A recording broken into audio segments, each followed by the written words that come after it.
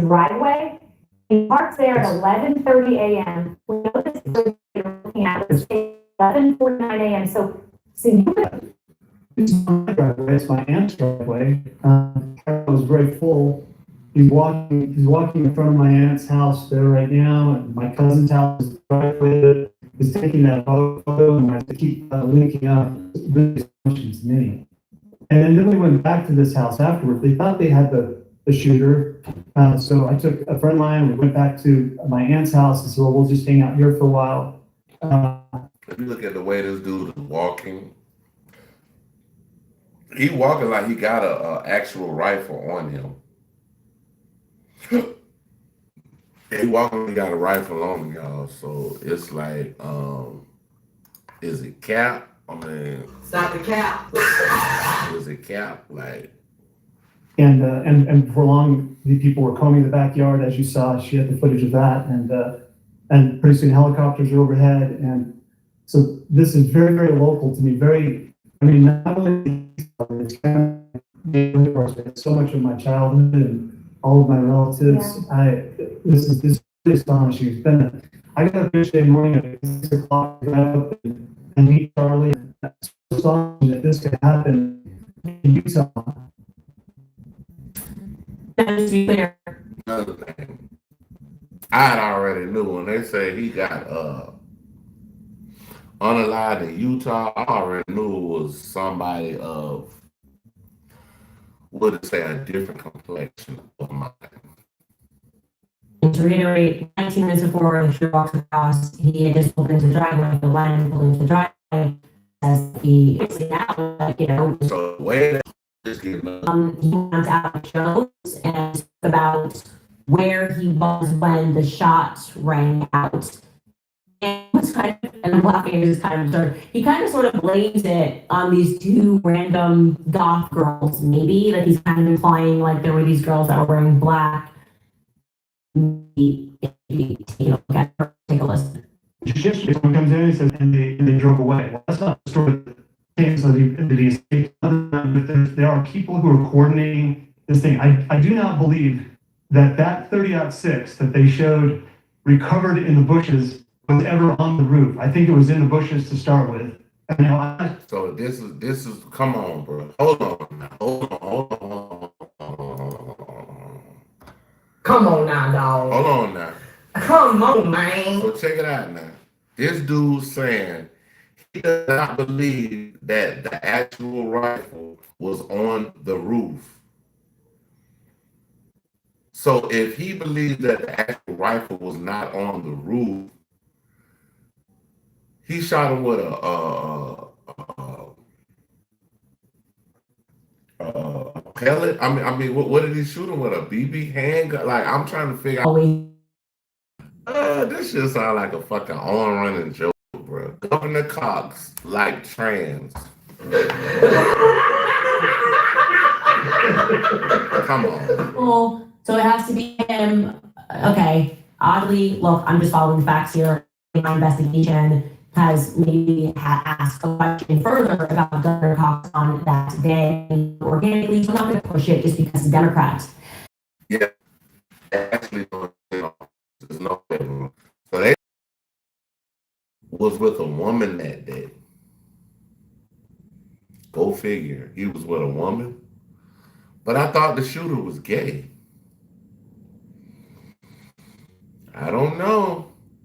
Did the shooter take a woman with him all the way to the actual campus of the actual crime scene? Like, I mean, come on, y'all. Like, let's get this shit out. That shooter was with a woman, right? That's the shooter. That woman, the shooter woman, and he was seen changing clothes, and that they've cut out that footage. So I reach out to that individual, and the thing that they give me at this.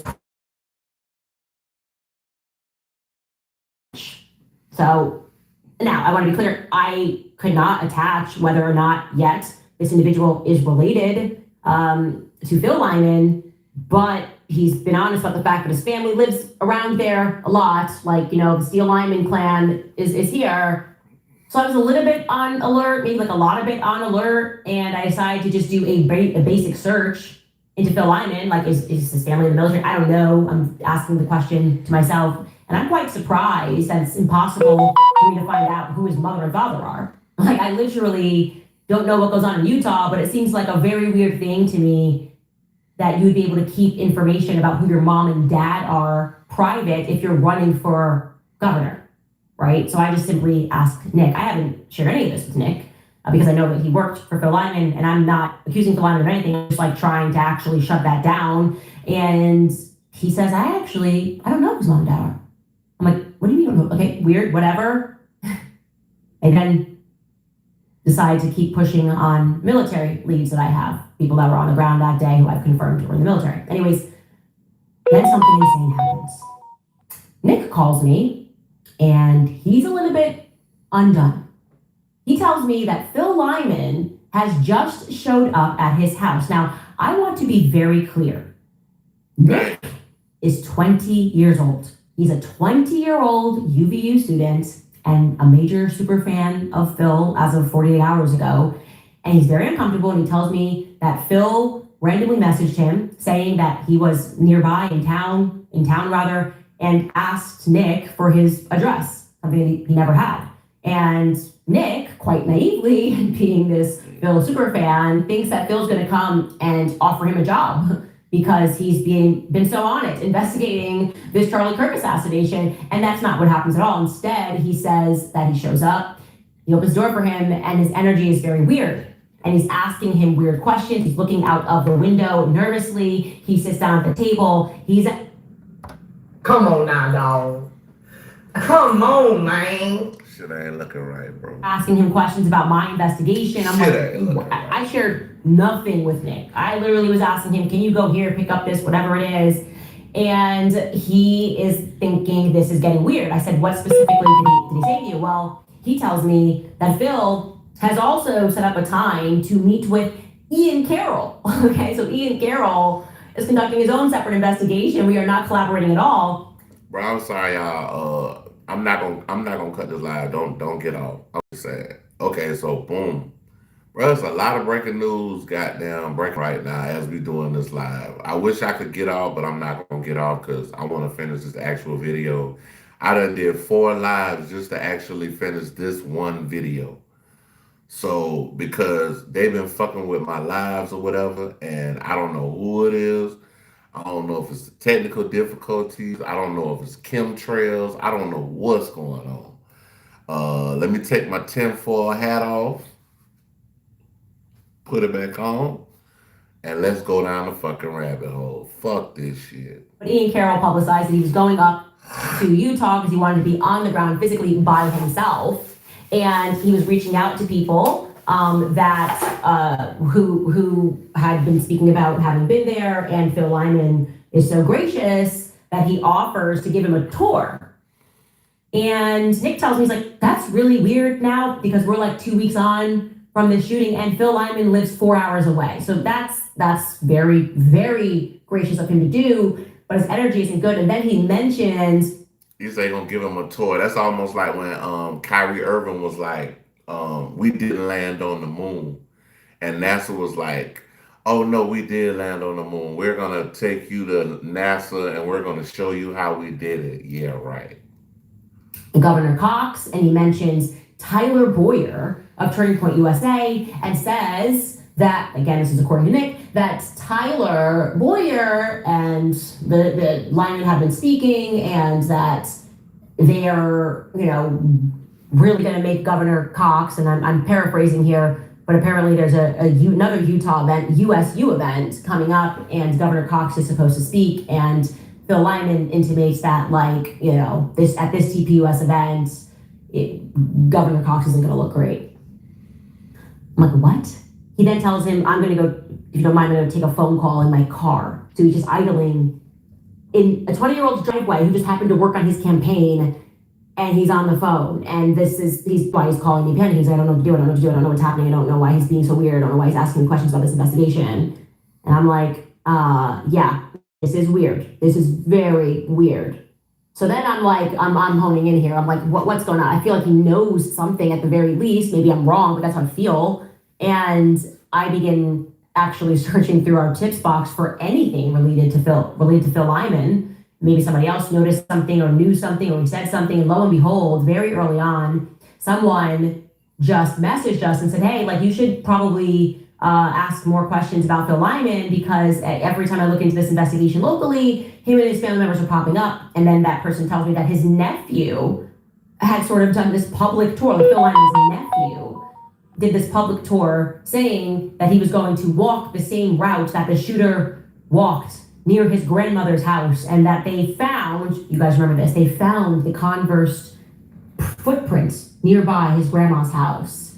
And he presented a map of this is it. This is actually from, And this is crazy. So we gotta actually see, like, I wish we could see the shoes that he had on in the Dairy Queen, because all these changes of clothes is very suspicious, bro. Like, this shit laughable, bro. Like, all this,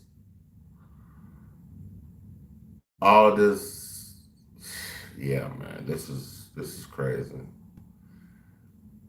Like, how many changes of clothes did you have? We know you changed at least once, but let's see what, like, Instagram. I don't know what. He presents this map, what and his nephew's name is Shane. This was all public. I'm only looking at things publicly.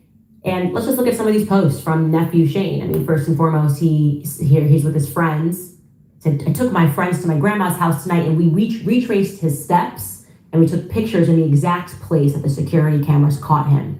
I've been through this new experience for the last few days. I'm still very glad to have attended and to support Charlie Kirk and to see him. The last pic shows Converse brand footprints, and then he does hashtags, and here are him and the three friends. And by the way, I'm looking at the friend on the right, and I'm like,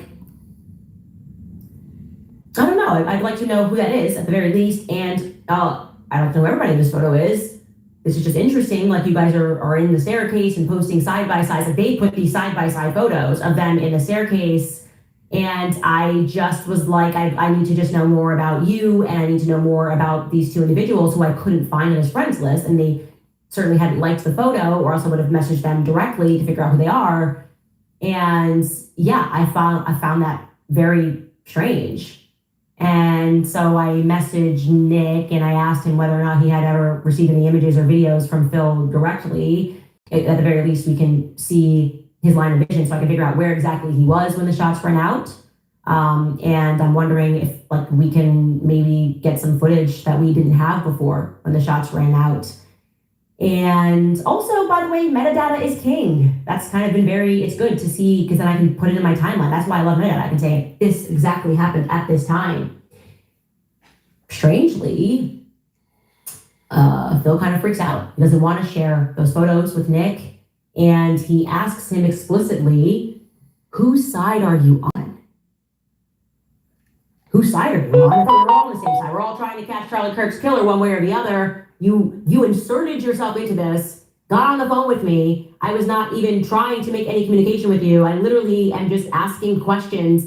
And now all of a sudden it's like, oh, you don't want to answer any questions. You don't want to share anything. And he tells me that yesterday, Bill Lyman just calls him and he shouts at him. Like, who the F do you think you are, kind of a deal? You know what I mean? Like, who are you to ask me for anything? I already gave my photos to Taylor Hansen.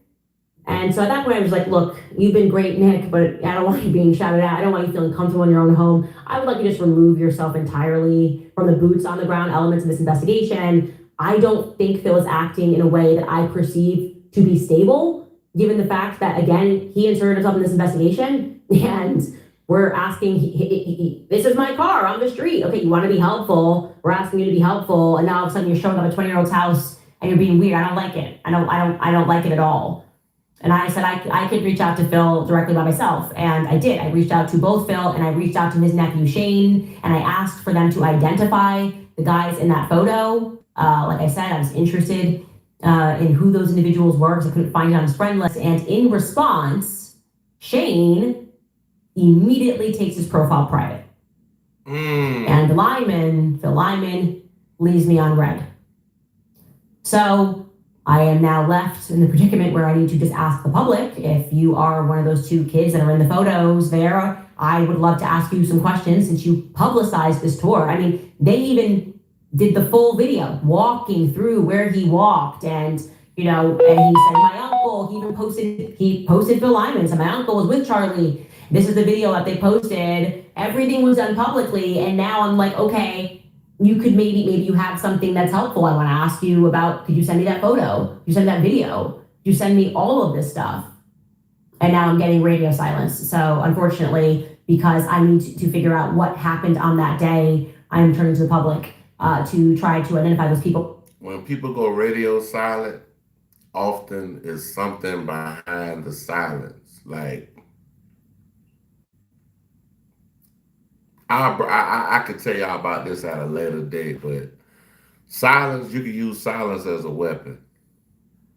And anything else that you may know that may help put things together for us. Again, please reserve the tips at CandaceOwens.com for actual tips related to the questions that we are asking. So if y'all hit CandaceOwens.com, y'all hit her with nothing but 100% factual evidence that you know about or that came into. So, or just comments, those sorts of things, videos that you'd like me to watch, or things that you'd like to do to point me into a different direction, please just tag us on social media so that we can try to manage this process better.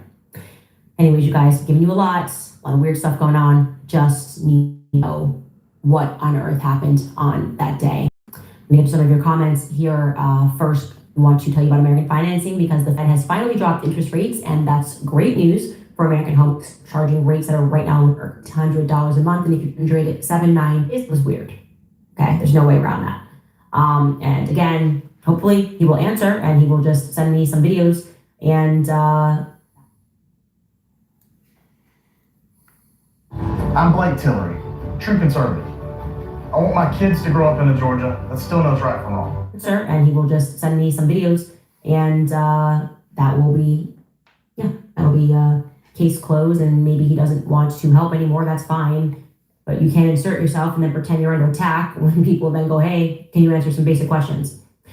Marzi is writing to us. She writes, "Looking into the bullet made me think of the poisoned bullet. Hitmen intentionally use a bullet to cause a lot of damage from tumbling and fragmentation. This is done by keyholing the round to tumble or bounce into the body for internal damage, causing many wounds." I actually did not know that. Okay, so I don't know if she knew, but I mean, that wouldn't make sense. Like, you alter the bullet so when it hits because I know, if anybody know anything about ballistics, if you shoot somebody with like a 22,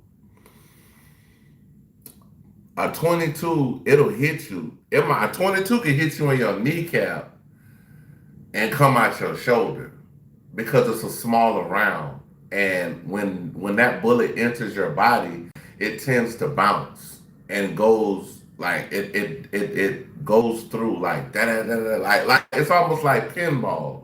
When you get shot with a 22, it's almost like pinball.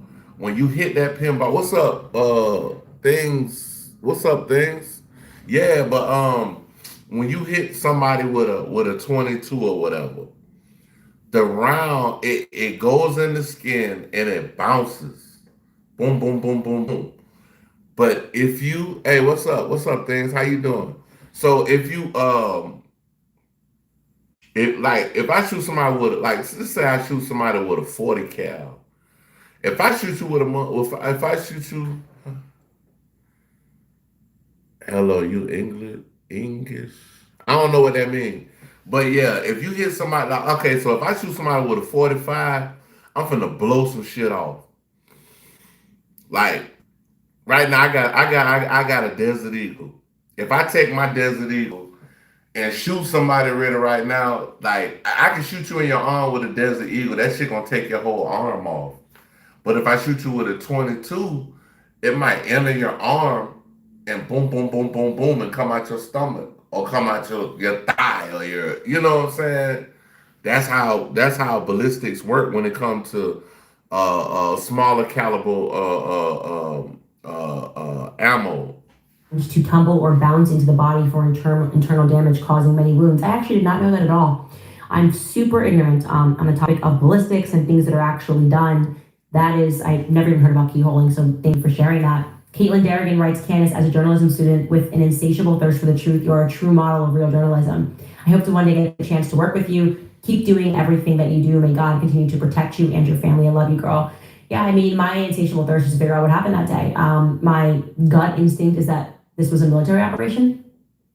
Based off everything that I've seen and limited questions that I have and some other leads that we are working on, that's how I feel. And even when I was trying to find this Mike Mitchell, I could find the Mitchell family. I don't know if it's his family, but the Mitchell name in that area was coming up for like Air Force. And so again, when I get into these places where I can't find any more information, I turn to you guys to help me out. But I find it very strange that you would protect somebody who's been on the force for 24 years. So the live been acting right. I want y'all to hang here with me. We've been doing something kind of serious with this rabbit hole stuff. So we're gonna make it a little lighter after this. We might do a little Umar, and then we're gonna get to the David case. So y'all hang in here with me. We're gonna talk about a lot of different stuff.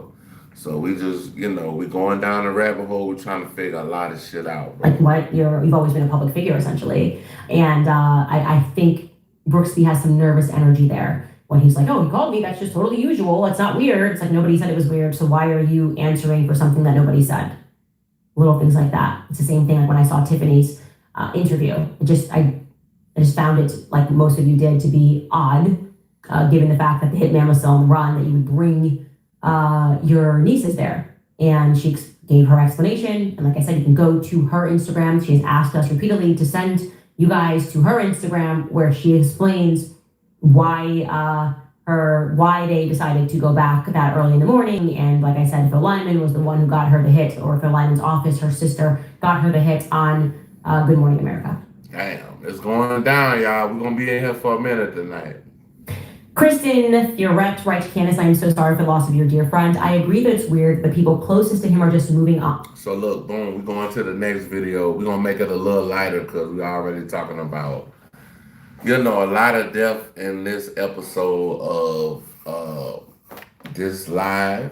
So next, we're going to go to Dr. Umar Johnson crashes out on his critics. And basically, he's saying, you cannot question me. So shout out to Candace Owens. Y'all go check the channel out. We're trying to get to the bottom of this whole Charlie Kirk thing. We're trying to figure out what really happened in the situation with Charlie Kirk being unalive. It's a very sad thing. A man lost his life, and we should actually know the truth from JFK to Charlie Kirk. We should know the truth about all of it as Americans. So we're going to Panda Press. Panda Press got a great channel. We're gonna talk about Dr. Umar Johnson crashes out on critics. You can't question me.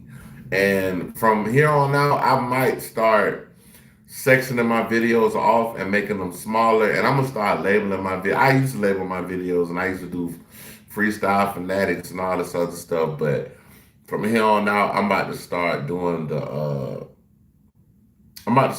whole maybe one video per live, and just keep going on and on and on like that right there. So boom. Appreciate y'all for coming in, tapping in, things of that nature. Y'all wanna help the channel. Y'all could donate. All my Cash App information at the top and my description. Y'all hit me up, man. But we're about to go to Dr. Umar Johnson crashes out on critics. You can't question me. Panda Press. Y'all check out Panda Press. Great content. Great content. Those who answer the call of the vagabond know that the best stories aren't about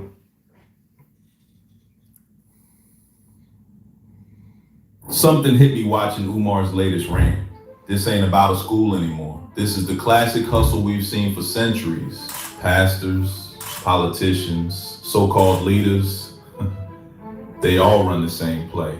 Step 1, get the crowd hyped. Step 2, Cry conspiracy when folks ask questions. Step 3, pass the plate like it's Sunday service. And the wild part, 14 years later, the game still works. So the real question ain't, will the school ever open? The real question is, how long can this circus keep running before the crowd finally walks out? So Umar jumps on live. Peace and Pan-Africanism, brothers and sisters. Peace and Pan-Africanism. Bruh, you've been chanting that same intro since Obama's first term. Then, instead of talking about classrooms or enrollment, he goes straight at the critics. You struggle streamers, you dusty YouTubians, you feeding your families off my name. What?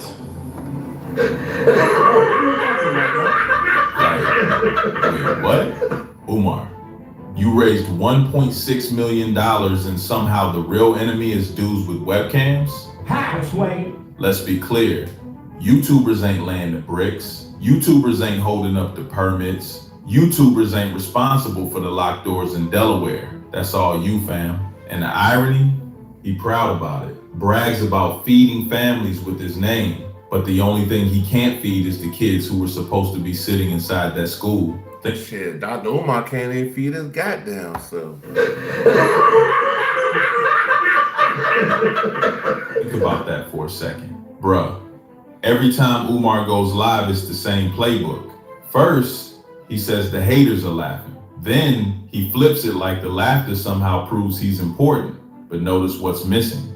Not once does he mention inspection papers, staff contracts, accreditation, or an opening date. I saw Negroes celebrating. I saw Negroes laughing at us when they thought the school was going. So I saw you ninjas. They was on YouTube celebrating our demise. They was on YouTube having a block party. Dr. about the One thing you need to understand about me, I don't care what you think about me. The reason I'm the #1 black scholar on the planet Earth, I don't care what you... But this man is not the #1 scholar on the planet Earth. Stop lying.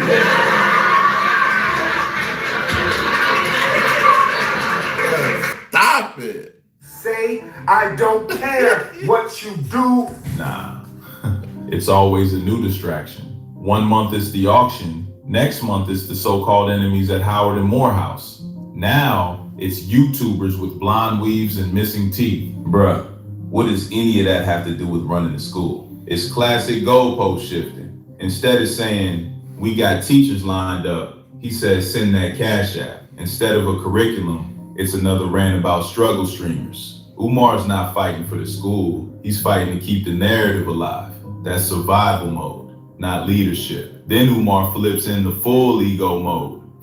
Bruh starts bragging about his complexion like he on America's Next Top Model. Is it dark cinnamon, cherry wood, melanin drip? I look kind of good today. Ladies, what's my complexion? Is that dark cinnamon? Is that cherry wood? What color is the complexion? Melanin drip. Melanin is dripping. I look mighty fine today. What is he doing? Hey. He's beginning to believe. My God. He's beginning to believe. Hey, what is he doing? He's beginning to believe. Goddamn shit.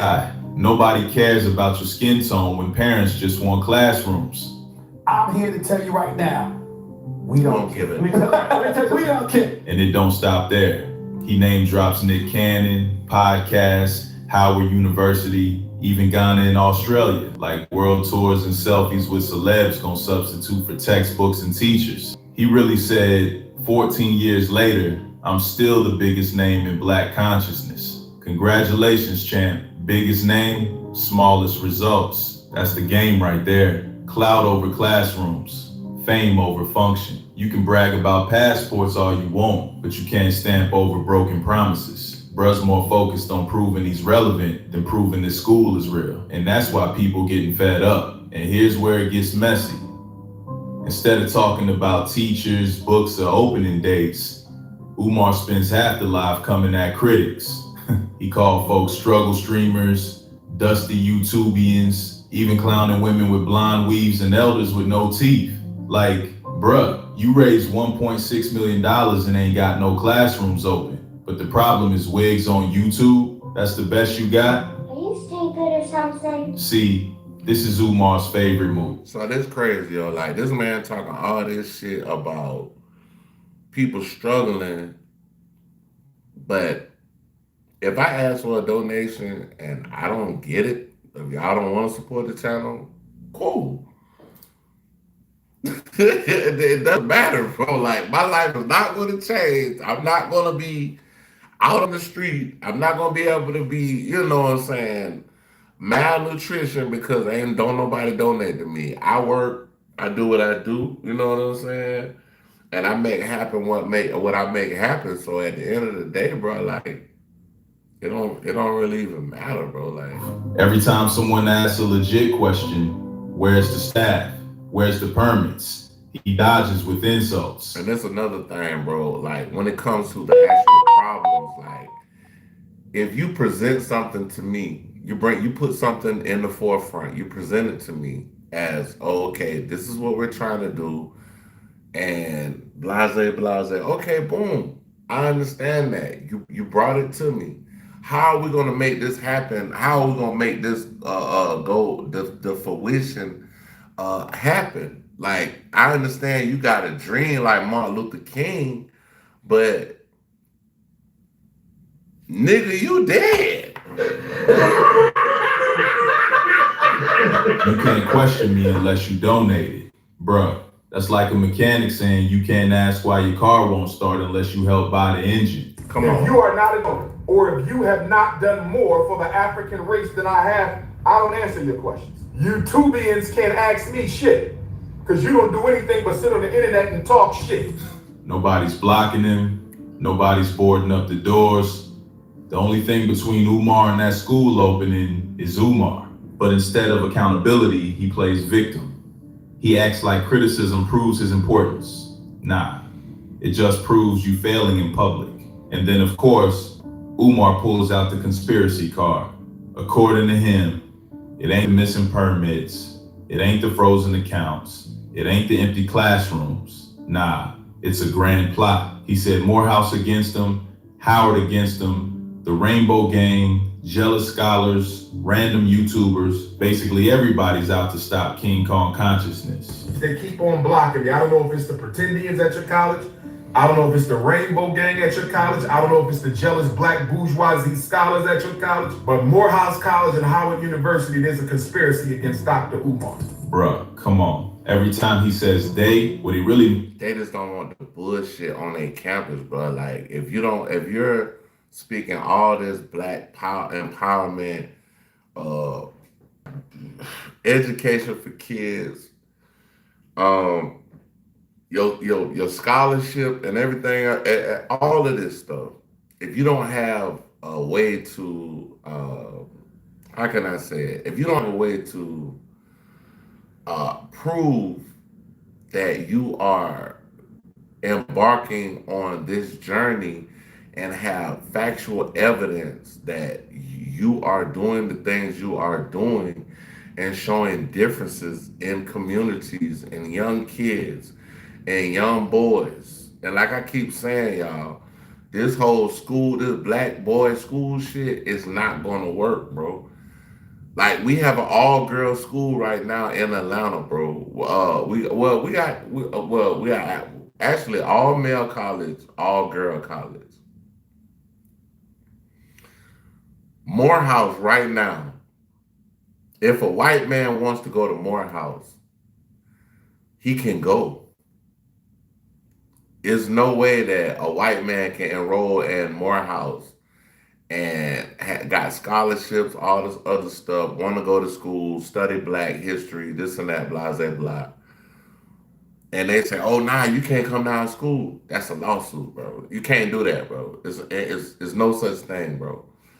Y'all better look up Brown versus the Board of Education, bro. Look that case up. Me versus accountability. Nobody dragging him to court but the state of Delaware for unpaid fees. Nobody stalling the renovations but the man who pocketed donations. It's a clever hustle though. If you convince your followers that criticism equals sabotage, then every legit question looks like an attack. Suddenly, asking when does the school open turns into proof you're a hater. They don't want to see me win, brothers and sisters. Nah, we do want to see a school win. We're just tired of excuses dressed up as oppression.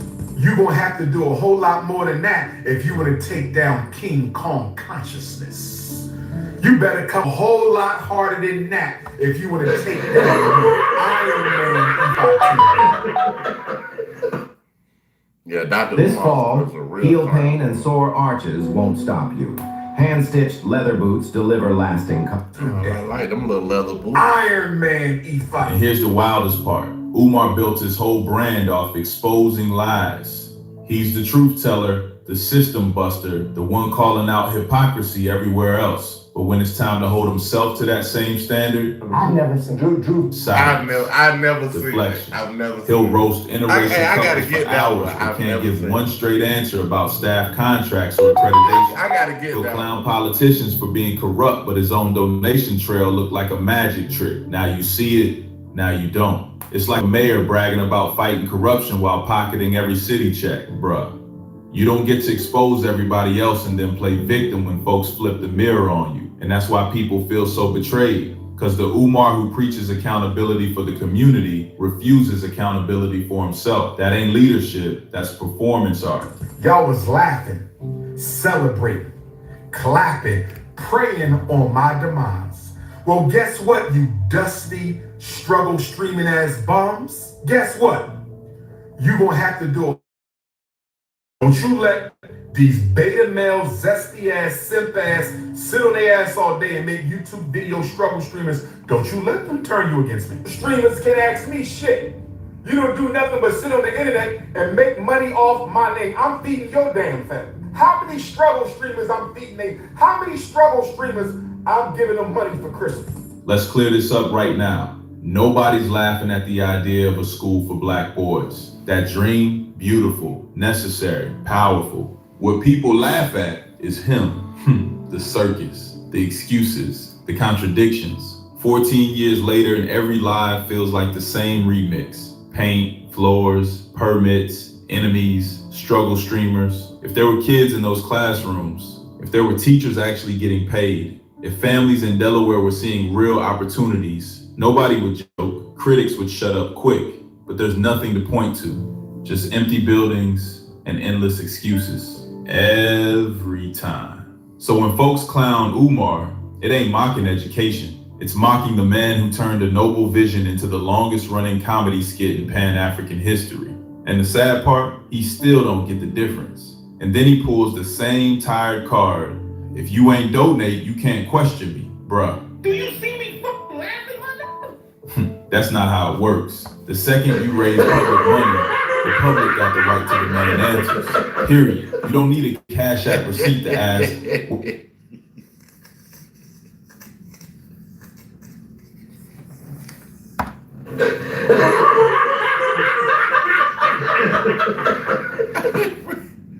Bro, this shit Where the hell is the school? It's like a mechanic telling you, if you can't fix your own engine, don't ask why your car won't start. Nah, that ain't how accountability works. And the irony? This is the same man who built his name exposing systems, calling out corruption, demanding transparency. But when it's him, suddenly it's stonewalling, moving goalposts, and playing victim. You don't find that suspicious? You don't find that suspicious? You don't find that suspicious? That right there, that's why people losing faith. Not the critics, not the struggle streamers. Him, he's the biggest roadblock standing in the way of that school. They was laughing, brothers and sisters. They was carrying on. Oh, he gonna lose the school. Y'all gonna lose. I saw one chick with a blonde weave in her damn head talking down on my school. And you got lice and maggots in your damn head with that blonde weave. I never thought when I started the FDMG campaign that black people would try to make fun of our setbacks and shortcomings. I never knew that. Look, let's keep it a buck. Running a real school ain't just speeches and slogans. It's logistics, staff, permits, accreditations, real paperwork, real responsibility. So here, maybe Umar knows deep down he's in over his head. Maybe that's why every time the heat comes, he deflects with another rant. Think about it. Even LeBron James, with all his money, connections, and a whole NBA empire behind him, opened the I Promise School and still got blasted for low academic performance. If LeBron struggles, what chance does Umar got with a couple paint cans and Cash App donations? And that's the scary part, bro. He don't want to admit it. Instead of saying, yo, I bit off more than I can chew, he keeps playing his game. Every year, a new excuse, a new slogan, a new distraction. But sometimes I wonder, is it really arrogance? Or is it fear? Fear of admitting the truth. Fear of saying, I failed. Fear that once the dream dies, the donations die with it. Here's what you need to understand. I do not respond to anybody with questions about FDMG if you are not a donor or if you have not done more for the race than I have. I'm gonna say it again.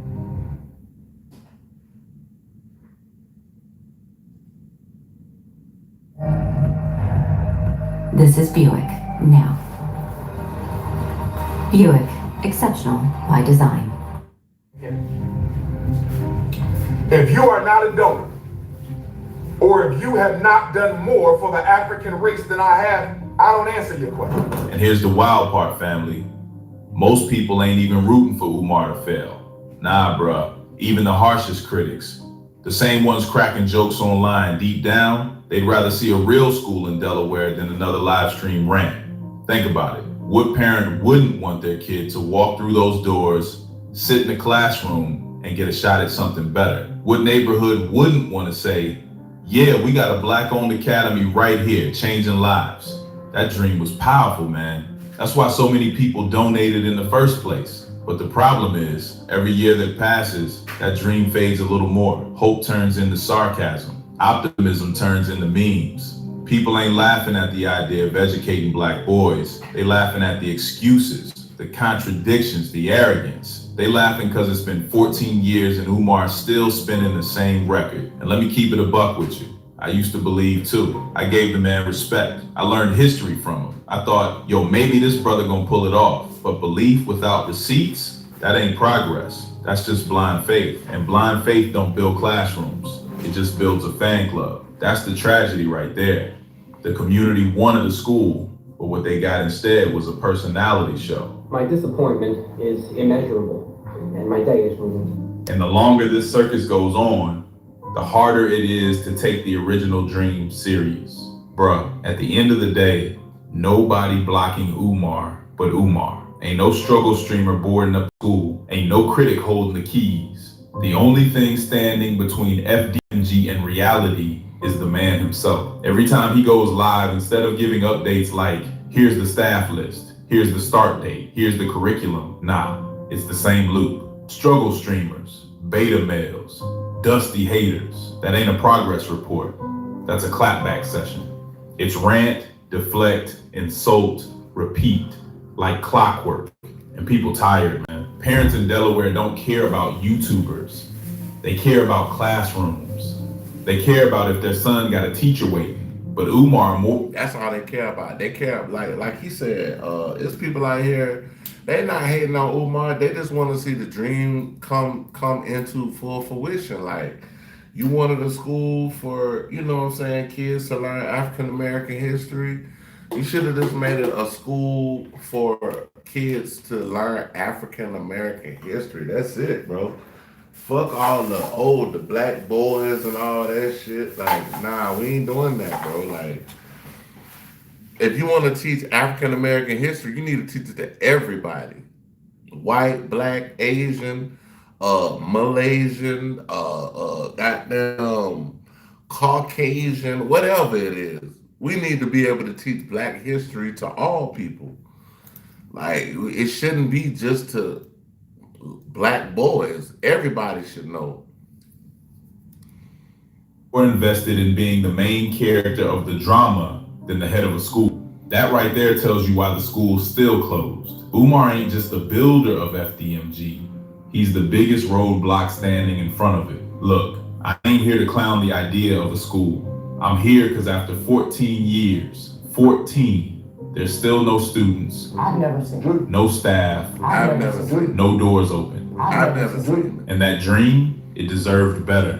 I'll keep it real. At one point, I believed Umar could have been an asset. Stupid. I respected the energy, the vision, but intentions don't build institutions. Discipline does. And all this man showed us is that he addicted to the spotlight, not the results. That's the saddest part, because he's right about one thing. Black women and black families been torn down for centuries. That pain runs deep. But instead of turning that into healing, Umar turned it into hustle. He feeds you affirmations, slogans, queen talk, then pass the plate. That ain't empowerment. That's manipulation dressed in kente cloth. So here's the real question, family. After all this negative weight on his name, if you tie your business, your brand, your family's reputation to Umar Johnson, is that gonna help you or is that gonna hurt you? Hey man, shout out to Panda Press, man. Salute to Panda Press, man. I like your content, bro. Y'all go check out Panda Press. Got a great channel, great content. He get down to it. Funny at times, but have a lot of truth in the jokes that he tell. So yeah, man, we about to go to Hip Hop Buddha. I think we did Hip Hop Buddha earlier this morning, like when I was on live this morning. So I'm about to do this Hip Hop Buddha joint, and we're gonna see. We just keep going, bro. Just keep going. This one right here, David brother snitches reveals how dead girl struggles. David is done. Let's see. And everybody keeps saying that she might have been on drugs. Summit Series was never just made for mountains. Oh, let me watch the video. Let me watch this shit. It was made for those who know the value of risk. For 2.5 decades, its innovation has been validated by athlete breakthroughs as they redefine the limits of human potential. This is 25 years of relentless pursuit. Come on into Baymont, where you'll be greeted with a warm welcome, get a cozy room to rest up in.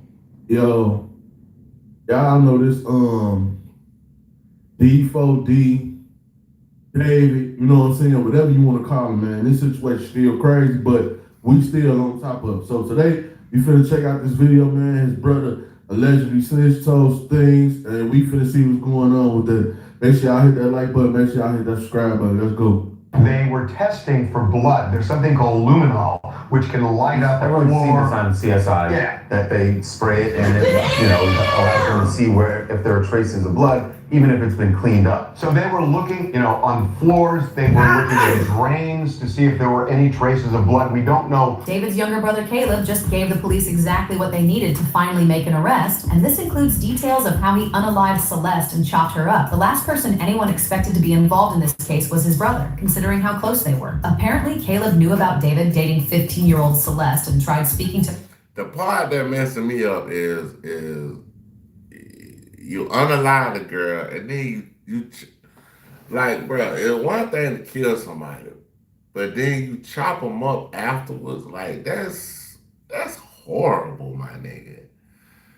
Like, I mean, you already killed them. Let them, you killed them, let them be dead. You chop them up? Come on now, dog. Come on, man.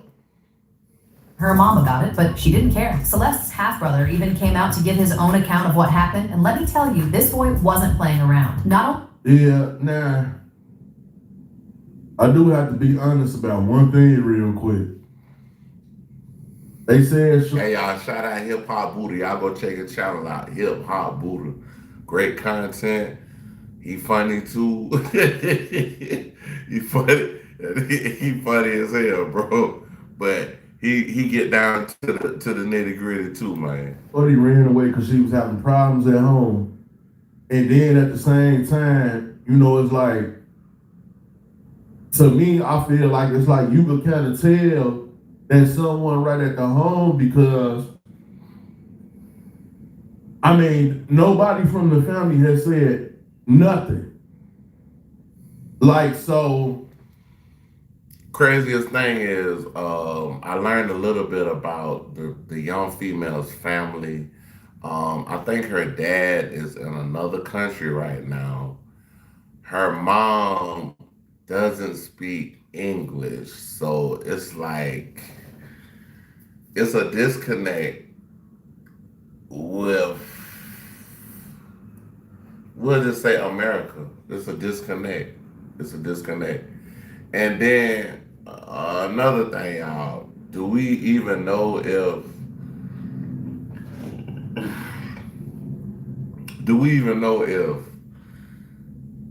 they was here legal?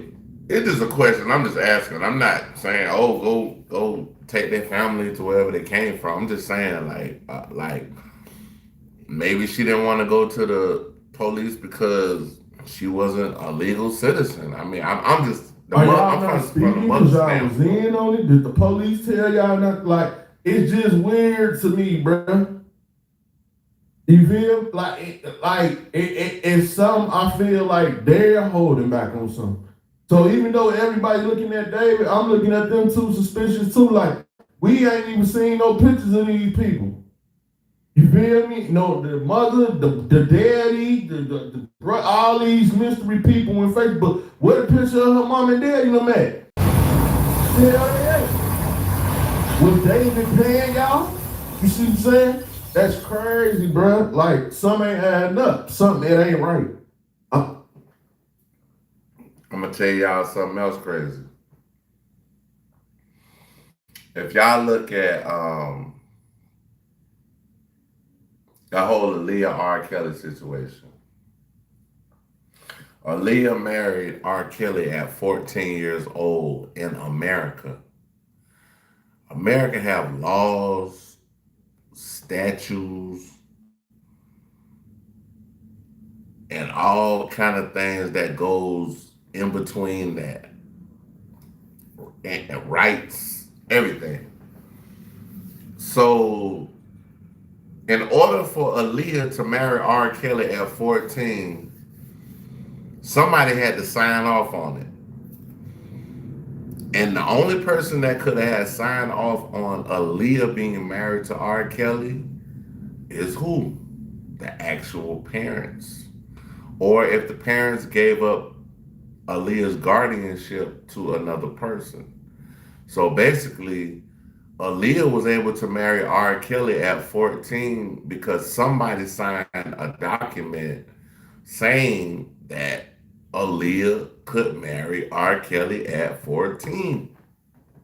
Simple. I'm just saying, something ain't right. Not only did he flat out accuse David of taking Celeste's life, but he also exposed her mom for being horrible to her when she was alive.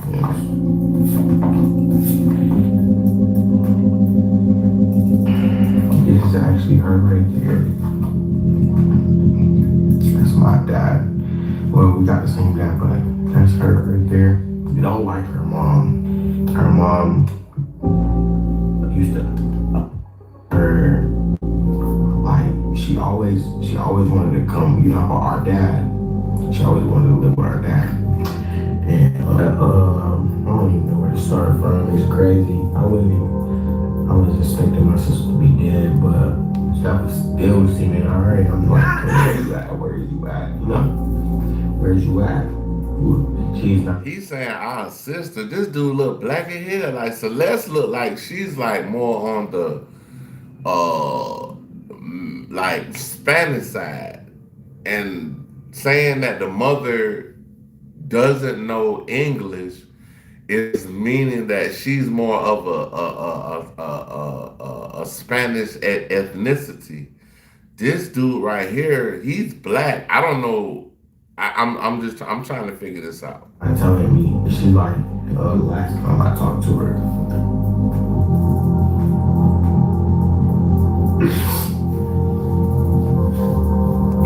He really don't look like he capping. This shit look real though, cause he actually like he crying for real. Like I'm looking at him like you could tell when a person is genuinely affected by something that happens, and this guy right here looks like that might be his sister, half sister, or sister some type of way because the way he's reacting.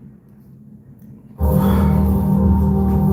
crying for real. Last time I talked to her, she was like, she wanted me to come home.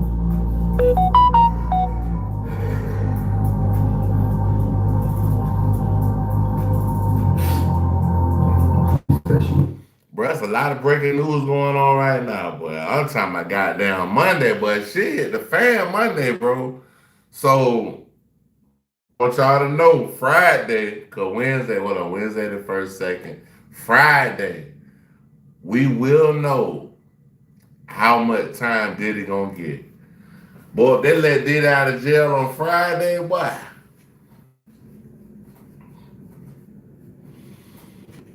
Let's just say it's gonna be it's gonna be a crazy day. That's all. And that's what I'm saying. All I'm gonna say, bro. If this her brother and it's hitting him like this, where everybody else at? Where? You feel me? Like he shouldn't be showing shit. That's how they like, bro. Like I'm trying to figure out if this real though with the brother thing of Celeste, the young lady that has transitioned to the other side with the help of somebody else because they chopped up. That was a murder, bro. Butternut squash, you'd say we're full of beans. bro, like, I don't know, man. Maybe I'm looking at America different. Maybe America just has become too just numb to stuff, bro. Because I still feel like it's no awareness to this. Like, it's no outcry for this. Remember, they thought the black lady got stole on the highway and she made the whole thing up and she pranked the whole town and she lied about it. It's like it was more outrage about, oh, we gotta get her back. They done took her off the road. Somebody came and kidnapped her. We don't know. She had everybody that they just took a black. I haven't heard about that one. He said something about a black woman was supposed to be taken on the highway. I ain't heard about that one. And the whole world stopped. This girl was found in a trunk, diced up.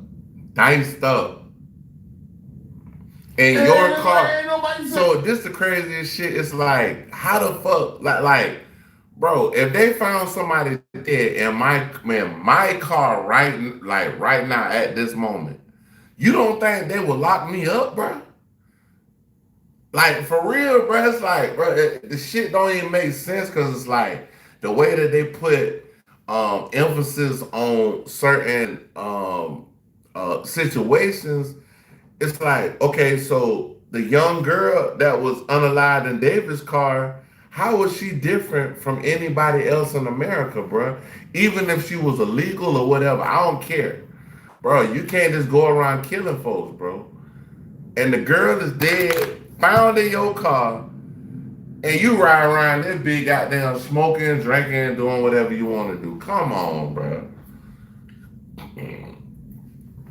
And the reason why I'm invested in this whole David thing, I got 2 daughters, bro. I got a 20-year-old daughter, and I got a 9-year-old daughter. And I'm just gonna be honest with you, bro. Like, we're not doing that, bro. We ain't doing that. Yeah, word. Like, oh, okay. And ain't nobody said. So I done seen bigger outcries for fake situations, smaller situations. Like, if something ain't right about her case, bro, it's just Buddha make a good call on this. He said he's seen bigger outcries of fake situations than people. Bro, this girl is actually dead right now. She's actually unalive. She's not here no more. They found her in this man's car, bro. Like, honestly, I'm like this. Cause I'm a dad and I'm a girl dad. I'm like Kobe, nigga. Me and Kobe the same age, bro. Graduated the same year, 1996. Bro, lock his ass up until you find out what the fuck happened, bro. Do that for me. Lock this motherfucker up, bro. Fuck y'all got going on. It ain't adding up at all. Not to me. It don't add up. It don't make no sense. What is the whole? I guess she was holding her hostage. All this started when the LAPD was called to a car impound at Hollywood after they had received multiple complaints about a nasty odor at the impound. They ended up discovering the decomposed remains of a girl who was later. They said they had a nasty odor at the DMV. Identified to be 15-year-old Celeste Rivas. It turns out she had been reported missing in April of last year. She was found and brought home, but after a few weeks, she left again. Her mom panicked when she saw the news about the dismembered remains of a girl found in the trunk of a Tesla. So she reached out to TMZ, and TMZ reached out to the authorities. That's actually how the police were able to identify Celeste. Apparently, she was so badly decomposed that they couldn't initially make out who she was. And to top it off, she had been chopped up into pieces. Celeste's mom told the feds that Celeste was romantically involved with a guy called David. And this was confirmed when the police found out that David, who is 20 years old, had matching tattoos with Celeste that simply said, shh. This story was already going crazy, but people were giving... So I don't know, allegedly, Seti Nash, allegedly, I'm just saying allegedly, I haven't even looked at his video yet, but he's saying that David don't have that tattoo.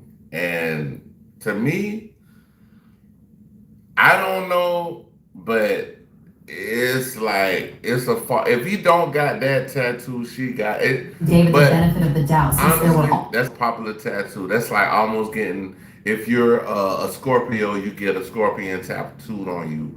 Almost like if you're a Gemini, you get the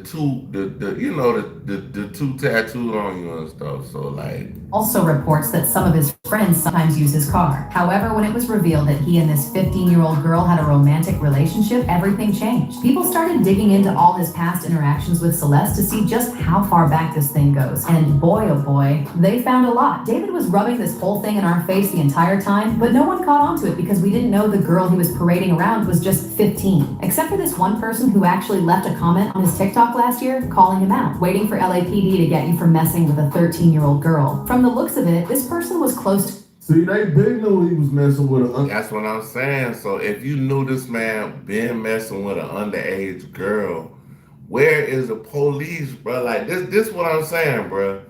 The police will fuck with you for jaywalking. You sitting down, you ain't doing that. Oh, where you going? Doing this and that, da, da, da, da. But you got a whole 13-year-old girl with a grown ass man, but you worrying about some niggas jaywalking. Come on, bro. You worrying about somebody making a wrong left turn, but you got whole young females out here that's basically being violated. Fuck is y'all talking about, bro? What I mean? What I'm saying. The fuck, man? Come on, bro. Y'all niggas tripping out here, bro. Y'all niggas tripping, bro. Y'all niggas tripping, bro. They started attacking. I blame everybody. I blame the motherfucking parents. I blame law enforcement, bro. And then if you got people coming out and telling you this shit, y'all watch for everything else to get all these Ricos on these gangsters and all this shit. Y'all ain't watching out to see if niggas is fucking with younger females or y'all they predators or you know what I'm saying? Like they T-cap niggas, bro. Stop playing, bro.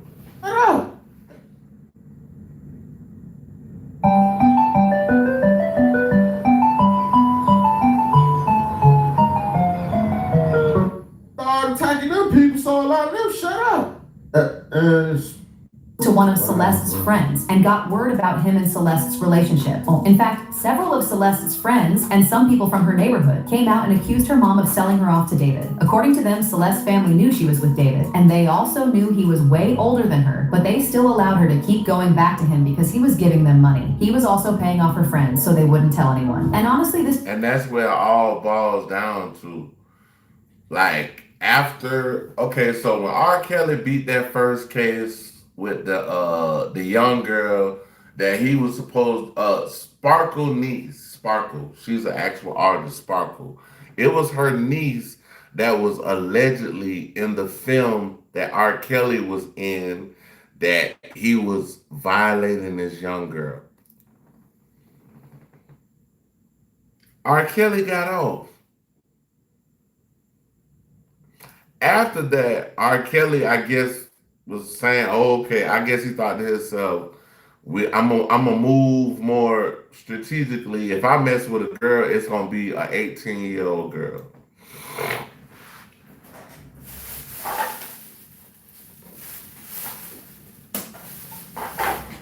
I'm gonna move with an 18-year-old girl. Boom.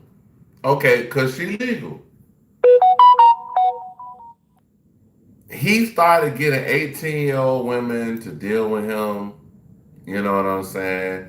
And after that, it got to a point where I guess those 18-year-old girls was like, F my family, R. Kelly taking care of me, boom, boom, boom, this and that. And the family got worried or was like, damn, we sent our kid out there and he doing this and doing that to her. Bro,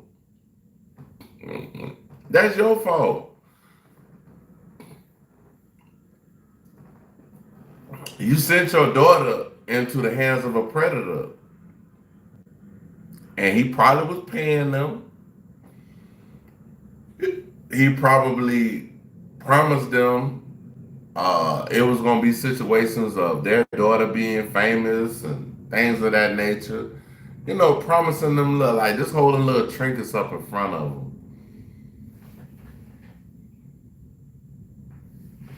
And stuff like that. So, yeah, man, let's keep going, bro.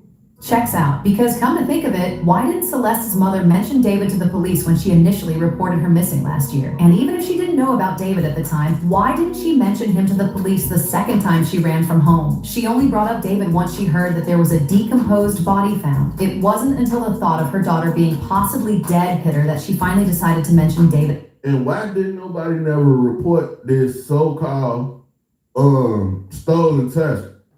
Like, it... I'm trying to figure out why this girl was able to be missing at such a young age so long. I don't care if her mama didn't speak Spanish. I don't give a fuck about that. Like, even if you was an illegal or whatever.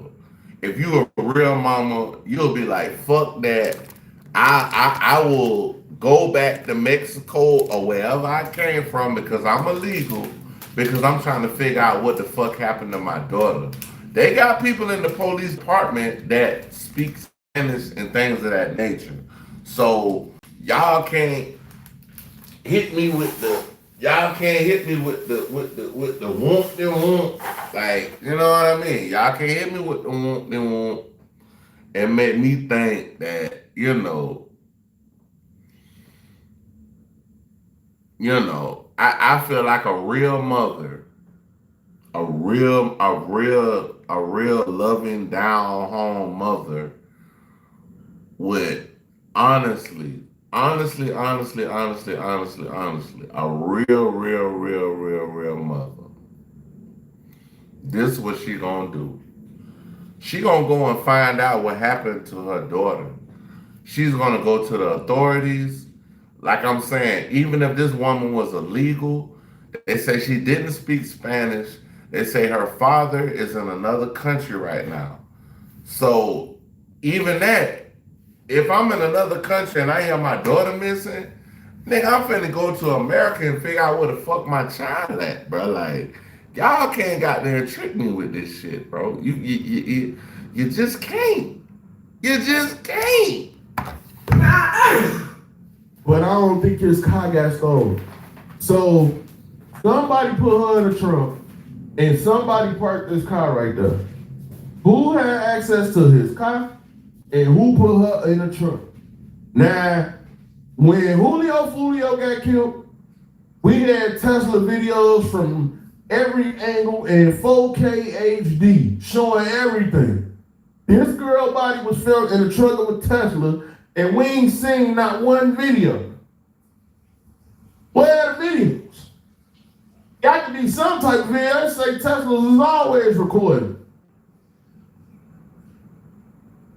A million security cameras out there. No videos. Yeah, no videos. This is crazy. Crazy.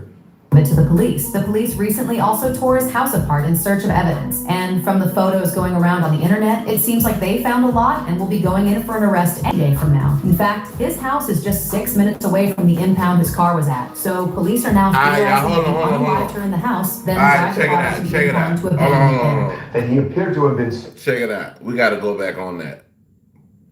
So they were saying when Julio got killed or whatever, when Julio got killed, the way they was able to, I'm from Jacksonville, born and raised. Where I spent, I was on the playground where I spent most of my days. But anyway,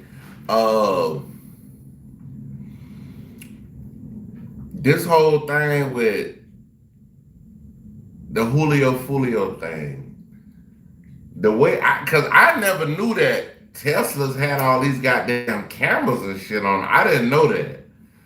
And when they find out who killed Julio, that shit was like 4K, like a 4K video, bro. That shit might have been 8K. The way this clear is how that shit happened. So you mean to tell me a girl was chopped up, put in a Tesla, ain't no footage nowhere? Please tell me how that worked, bro. To the police. The police recently also tore his house apart in search of evidence. And from the photos going around on the internet, it seems like they found a lot and will be going in for an arrest any day from now. In fact, his house is just 6 minutes away from the impound his car was at. So police are now theorizing that he unalived her in the house, then dragged the body to the impound to abandon it there. And he appeared to have been staying in the Hollywood Hills. So we now find out that... But this don't make sense to me. If you're smart, I don't care, because I think he said like 20-something years old. This part right here don't make sense to me. I'm gonna kill somebody, put him in a car that I own. This the part that's like that's kind of like, you know, make you act like what the fuck, like what? I'm gonna kill somebody, put him in my trunk, and drive them to somewhere 6 minutes away from where I live and park the car. How the fuck do that make sense, bro? So this sounds like the whole story is just, it's convoluted. The whole story sounds like another murder mystery, bro. This man is not even arrested at this point, bro. So he's free. He's free. You find a dead body in his car, 6 minutes away from his house. If I'm gonna kill somebody, I'm not gonna put them in my car and drive them to close to my house. That's almost like Govan. That's almost like Hernandez Govan with the whole Young Dolph thing. And that's another reason why Hernandez Govan might have got off.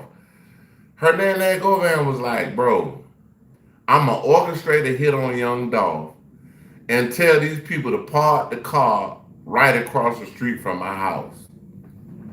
That's why he got off, y'all. That's why he got off. It don't make sense.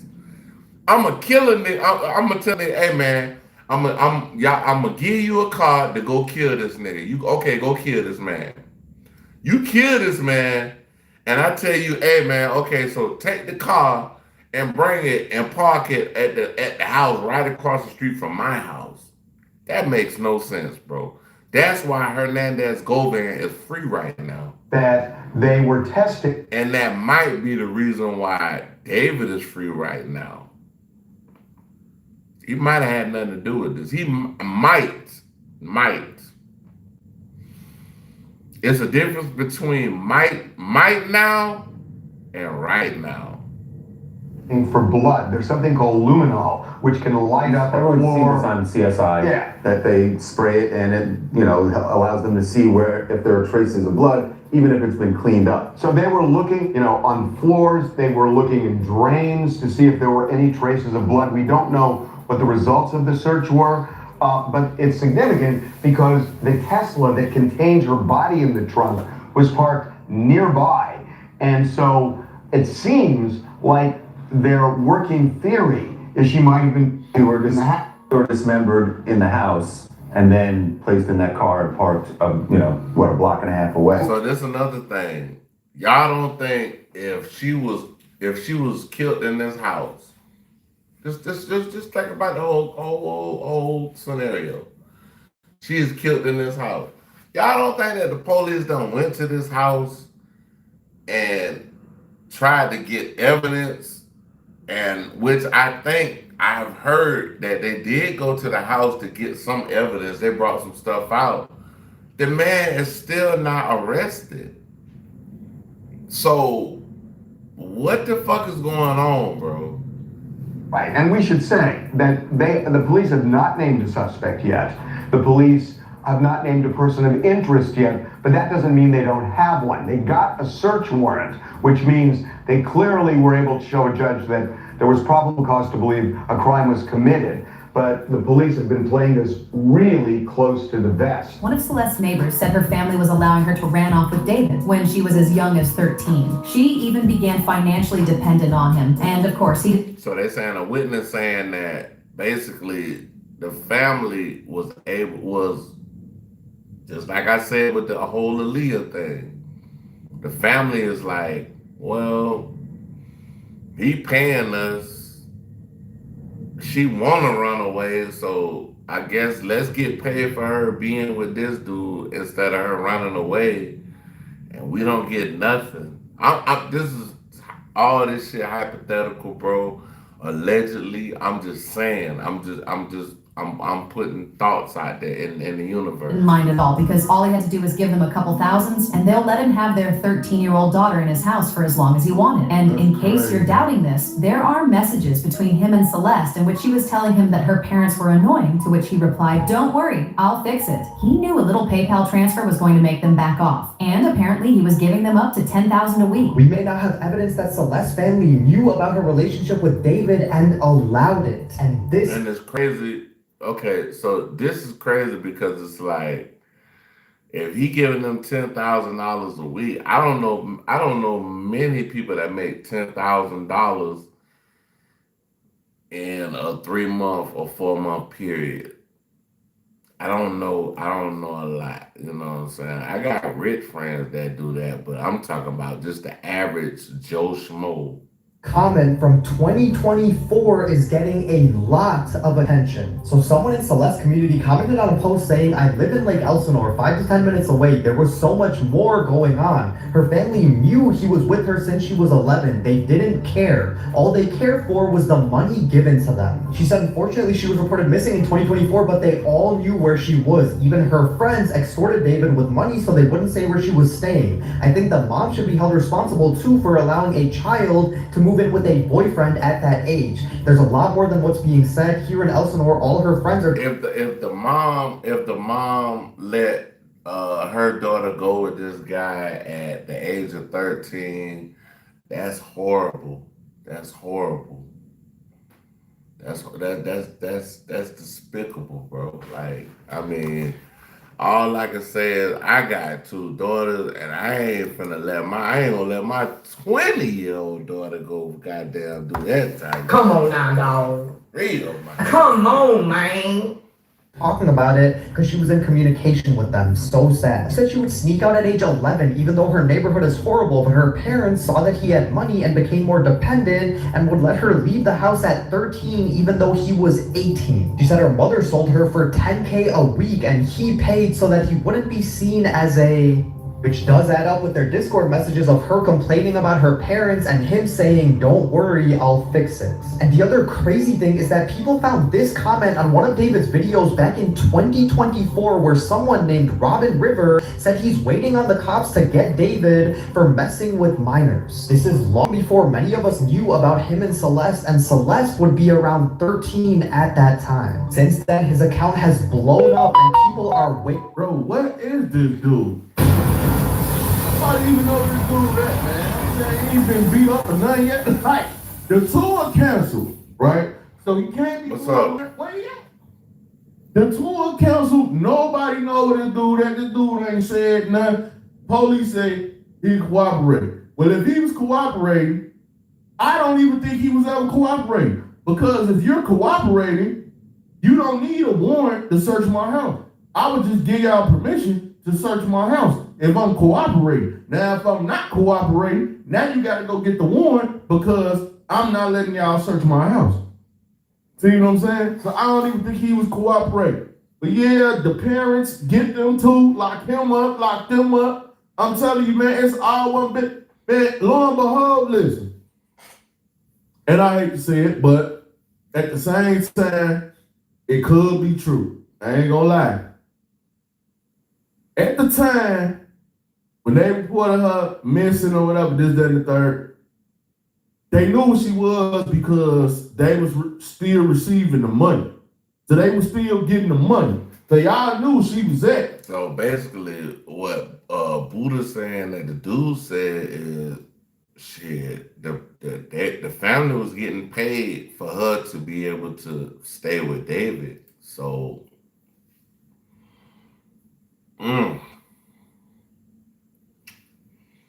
this is ugly, bro. This nasty work right here. This nasty ass work.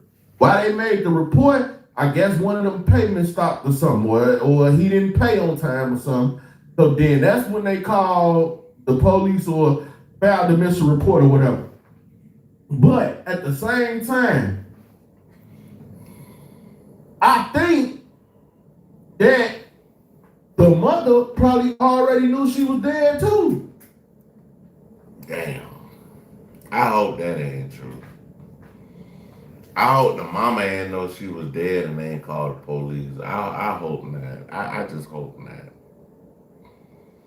This shit right here, bro. This shit right here.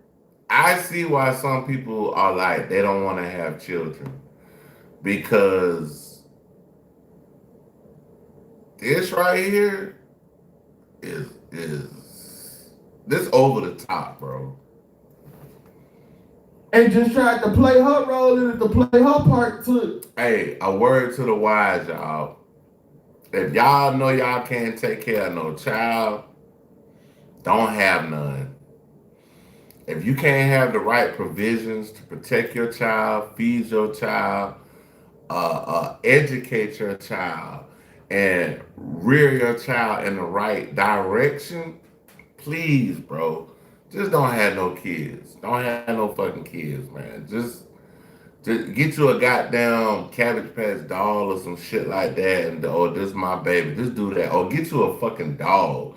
And if you can't take care of a person, you can't take care of a fucking animal either. So you might not need another motherfucker. Get in on the cover up. That's what it's saying like to me. Waiting and hoping that whoever this is gives us some answers. Rest in peace to Celeste. Let me know what you guys think, and as anything comes out, I'll keep you guys updated. Even before the police confirmed that it was really Celeste in that car, her friends also knew it was her. This guy is a weirdo. A close friend's little sister from the IE ran away last year, and this is who she was with. We think her sister was her out. She was in 7th grade at the time. LAPD swept his place in the hills. I'm terrified that's who is in the car. Nobody has heard from her in months. I won't release names as she's still a minor, but she was from Lake Elsinore. Multiple messages from Celeste's friends leaked on Discord. Once again, they were accusing him of taking Celeste's life, even before the police knew the decomposed body was Celeste. Last me and Celeste talked, she was drunk and spam calling David. They have matching tattoos from when they dated. David used to have pictures of her up on his Instagram, but after they broke up, he took it off. Only, like I said earlier, this whole tattoo thing, they saying that David don't got that tattoo, but I don't believe that because I seen some picture, it looked like he had the tattoo on his finger, bro. thing throwing me off is the age, but I'm just going to assume she lied about her age to everyone in our friend group back then because they did date, and then 2 days after that call with me and her, she deleted her whole account. Pictures too. It turns out that after she disappeared from her family's house the second time, she was still in contact with her friends, but she randomly stopped texting them around the same time David would have allegedly taken her life. Some messages between him and Celeste also leaked, and in those messages, David admitted to paying her family over $10,000 a month and impregnating her. Celeste created another Discord account called Deleted User right before she died, and she used to talk to David a lot in this account. A few months ago, she posted this photo to her account wearing an engagement ring that David had given to her with a new tattoo that said David. There were also several photos of David in Celeste's neighborhood, creeping around the whole place. People in the neighborhood claim he used to come there a lot to see her, and sometimes pick her up. Now remember what I said earlier about David's brother Caleb coming out to speak out against him? Word on the street is that right after David stopped cooperating with the police, they reached out to his brother Caleb, and Caleb actually agreed to talk to them. Caleb is reportedly disgusted by what David did, and he is ready to tell them everything they need to know to get Celeste the justice she deserves. Even with all this, what really got people were all the references to Celeste he made in his music. Mind you, all these songs were recorded way before Celeste disappeared, meaning that he had been premeditating the whole thing way before he actually committed the crimes. In his song Romantic Homicide, he sang the lyrics, "In the back of my mind, you died, and I didn't even cry. Not a single tear. In the back of my mind, I you, and I didn't even regret it." Like, don't none of y'all find it weird that my girlfriend ended up dead in the trunk of my car, and I ain't said a word to the public?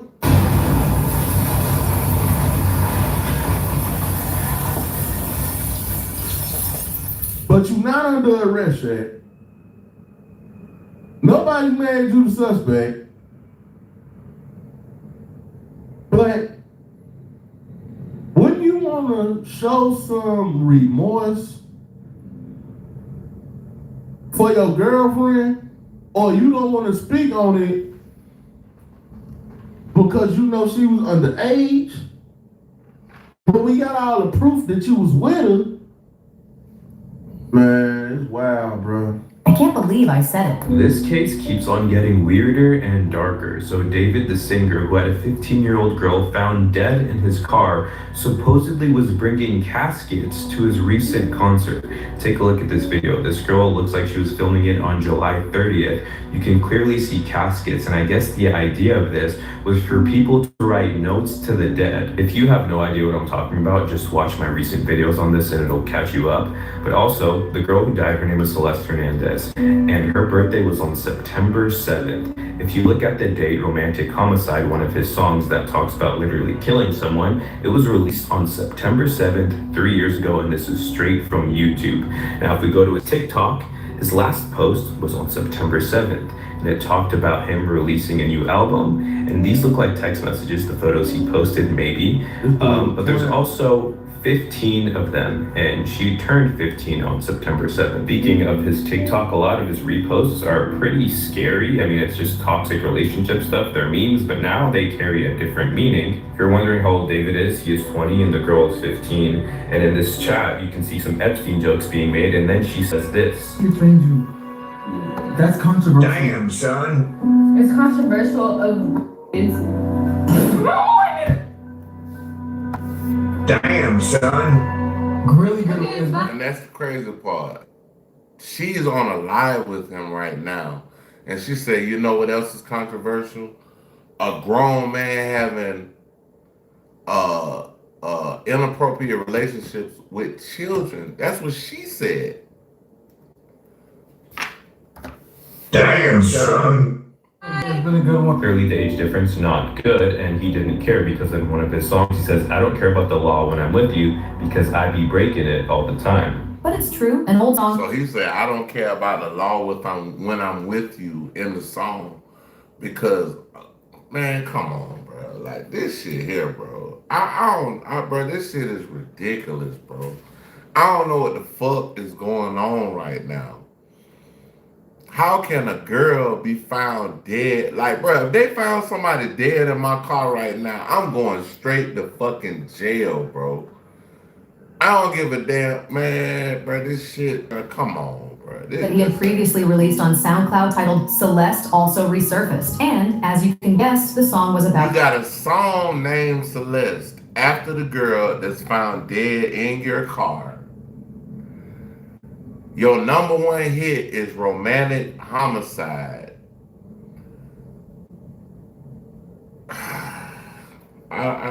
Her. The lyrics read, Oh Celeste, the girl with my name tattooed on her chest. Smell her on my clothes like cigarettes. I hear her voice each time I take a breath. I'm obsessed, oh Celeste. Afraid you'll only love me when I'm dressed. But you look so damn gorgeous in that dress. Missing you so much makes me depressed. A snippet. Nigga had so much to say in that song, and they came out and said one word. Goddamn word out. They ain't said shit after. It was your car, that was your house, that was you in the video with her, you was with the girl. You need to come out and start talking. That's what they said, the mama said. No, the mama needs to come out and start talking too. Why was your daughter? Cause all that, she been missing since this, that, cool. We know that girl been talking to this dude since she was 11 years old. That's what the timeline date back to. We know the child knew when y'all was getting paid. So that's what I'm saying, man. Lock everybody up. This investigation is going too slow for me. Y'all moving too slow. What are y'all waiting on? Like, what are we doing here? You see what I'm saying? I ain't heard enough outrage about it. It's like nobody even cares that a girl was chopped up and put in the trunk. Like, there's no protest, there's no outrage, there's no save the woman, nothing. Like, it's just cool. And then I be seeing people say, well, we'll care about it when he get locked up. Now y'all should care about it right now, because that could have been your daughter. It could be girls going through this right now. It could be another girl getting put in the trunk somewhere right now. It's crazy, man. From his music videos recently resurfaced, and it featured him putting a dead body in the trunk of his car, seemingly referencing what he did to Celeste.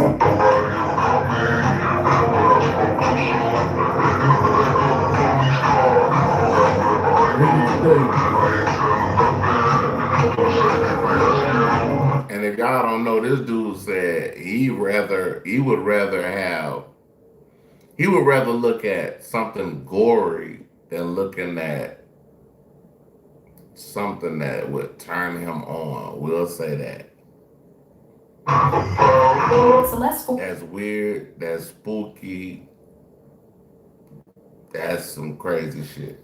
Former teacher who saw David's and Celeste's very toxic relationship play out in real time also said he witnessed David coming to pick Celeste up. A lot of people were wondering why he didn't step in to stop him from going away with Celeste, but it's important to remember that her parents knew and didn't care. Even if other people wanted to step in and help, it'll be hard because Celeste has a history of running from home, and she would have probably just run off to David just like all the other previous times. I cannot believe she's been missing since April 2024 and finally found in such a decomposition state. That's wild. This is crazy. It's not looking good for him to not be involved in the suspect. The car was never reported stolen from what I read either. It just ain't adding up. Bless her heart, may she rest in peace. Another person said he needs to be arrested quick so he don't try to hide evidence or unalive himself. So he won't be able to tell what really happened seriously there, letting him get away with it. But that's the thing, bro. This girl was found unalive maybe I think it's been 2 weeks now. Like right after Charlie Kirk incident, we find out about this young girl, and it's just not looking good, bro. It's not looking good. It's not looking good. Yeah. Rest in peace to Celeste. I know it's a lot of youth out here that's troubled, going through things, feel like they don't have help, they don't have. But at the end of the day, to the youth that's in that situation, all I can tell you is to pray to God, and God will bless you and put you in a situation to where you will not be unalived. More and more each day. How's sick get him? And get him quick before he hurts someone out of paranoia and rage. But now I want to know your thoughts. Do you? Yeah, man. This dude, man. Either him and his guys, him and somebody, and benefit of the doubt is the benefit of the doubt probably like a 5% that something happened when he wasn't there, because they already put the theory out there of other people using his car, or other people having his car, or other people having something to do with his car. Whole problem is you look like the main suspect because everything leads back to you. Hey man, y'all check out Hip Hop Buddha. Great channel, great content. We about to go to Poetic Flacco, LA 60. We about to go to Poetic Flacco right now. LA 60 Crip threatens to kill me, Poetic Flacco, not me, after I discovered his nasty secrets. So boom. This is the last one we gonna do, and then we finish for the night, bro. If you have ADHD or you just can't focus on schoolwork, this app is perfect for you. It's called Goth. This text message right here that I received from a Rolling 60 Crip threatening to bury me actually led me down a really deep rabbit hole that ultimately led to me uncovering more secrets about this dude. So this Rolling 60 Crip reject is apparently threatening and attacking me now because I decided to remove a video from my channel after I discovered his nasty secret. I usually don't highlight the channel of bad people, but in this situation, we have to alert you guys of who this guy is because he's a danger to women and children. And I feel like we have to put him on notice so people know who I'm talking about in this video. Now, he's not a danger because he's a tough guy or anything. No, like he's harmless to any male out there. Any adult male out there, he's harmless. Right? He's sweet, he's soft, he's not a tough guy at all. Right? He wants to be a Rolling 60 Crip. They don't want to claim him. Right? He can't tell you when he got put on, who he got put on by, where he got put. He is an absolute reject. But when I discovered his nasty little secret yesterday, I refused to co-sign anything he says, and I pulled down a video that I did reacting to him exposing somebody else named Dre the Virgo. And pulling down the video was actually a blessing because I actually got a call from Dre the Virgo. And so then, hey, I paid your cousin $150 per her quote. I didn't have a price. Your number's your number. Your number's your number. Your number's your number. So let's do the timeline. I lose my page because of the monetization. All right, cool. Cool. You feel me? Cool. I lose my monetization. She hit me. Track, it's the best time for you to come work with me. How much your fee? 150. Boom. I shoot it immediately. I shoot it. She make every excuse on why she can't get my page back monetized. Every excuse. I jumped the gun a little bit. I seen this video and reacted to it because it's my job to react to things on YouTube where he's describing this person who's charging people to get back their monetization. I said, well, that's a scam. That's not possible. And I called Dre. I reacted to this video earlier just so y'all know. So, you know what I mean? I reacted to it earlier. Virgo scammer.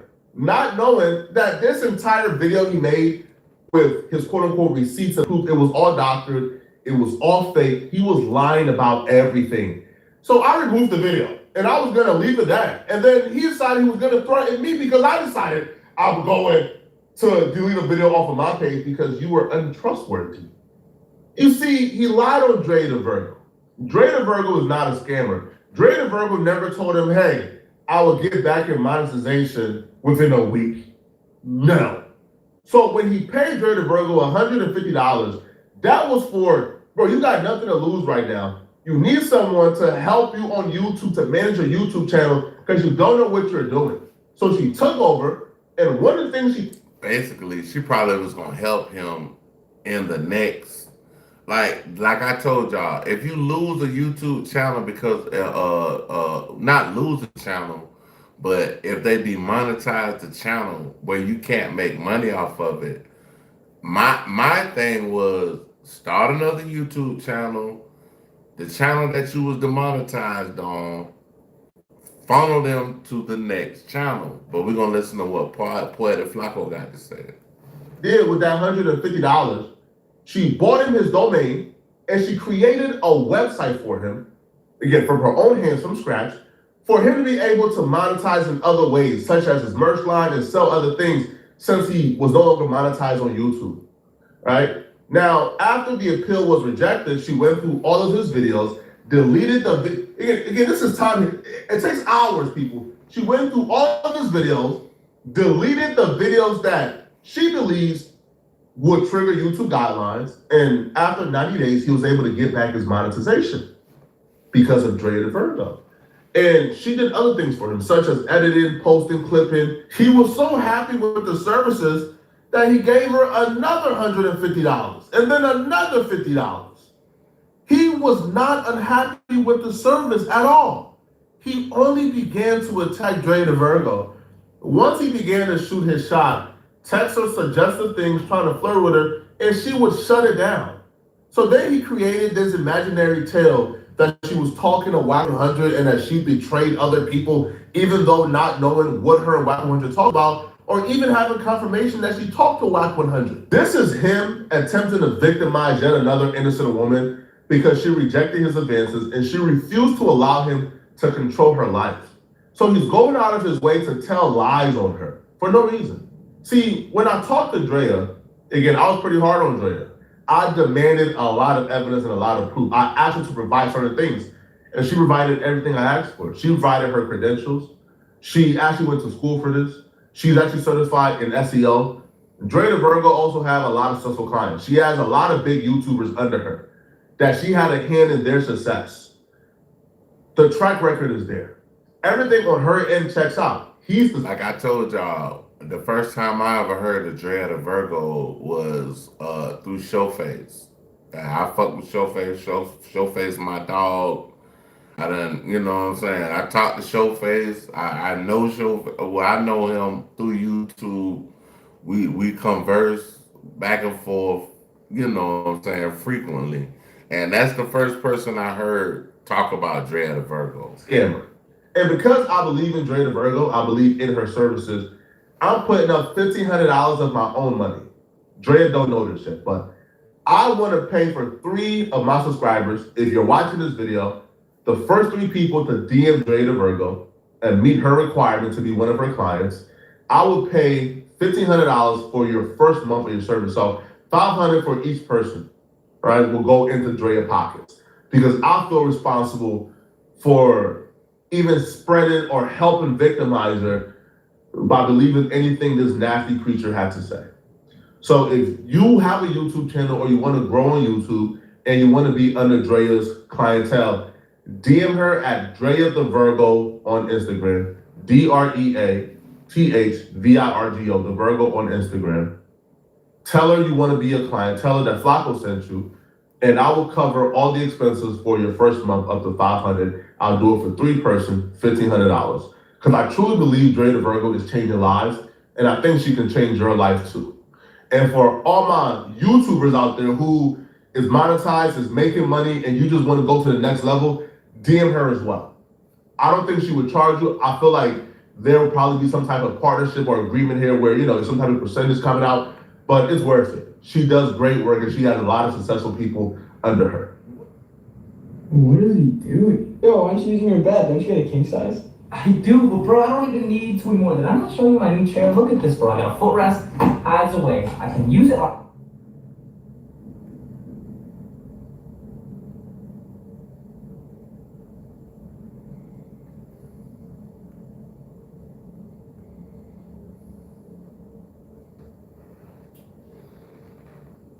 And if I'm being honest, it's basically a couch. You can lock it anywhere. My favorite part is that the chair goes up and down and the armrests go up and down. This thing is crazy. Dude, this shit's fire. Where'd you get it? Believe it or not, bro, I got it on the TikTok shop. What? You have to send me that link. I will, bro. It's actually 43% off with free shipping, so I'll leave it in this video.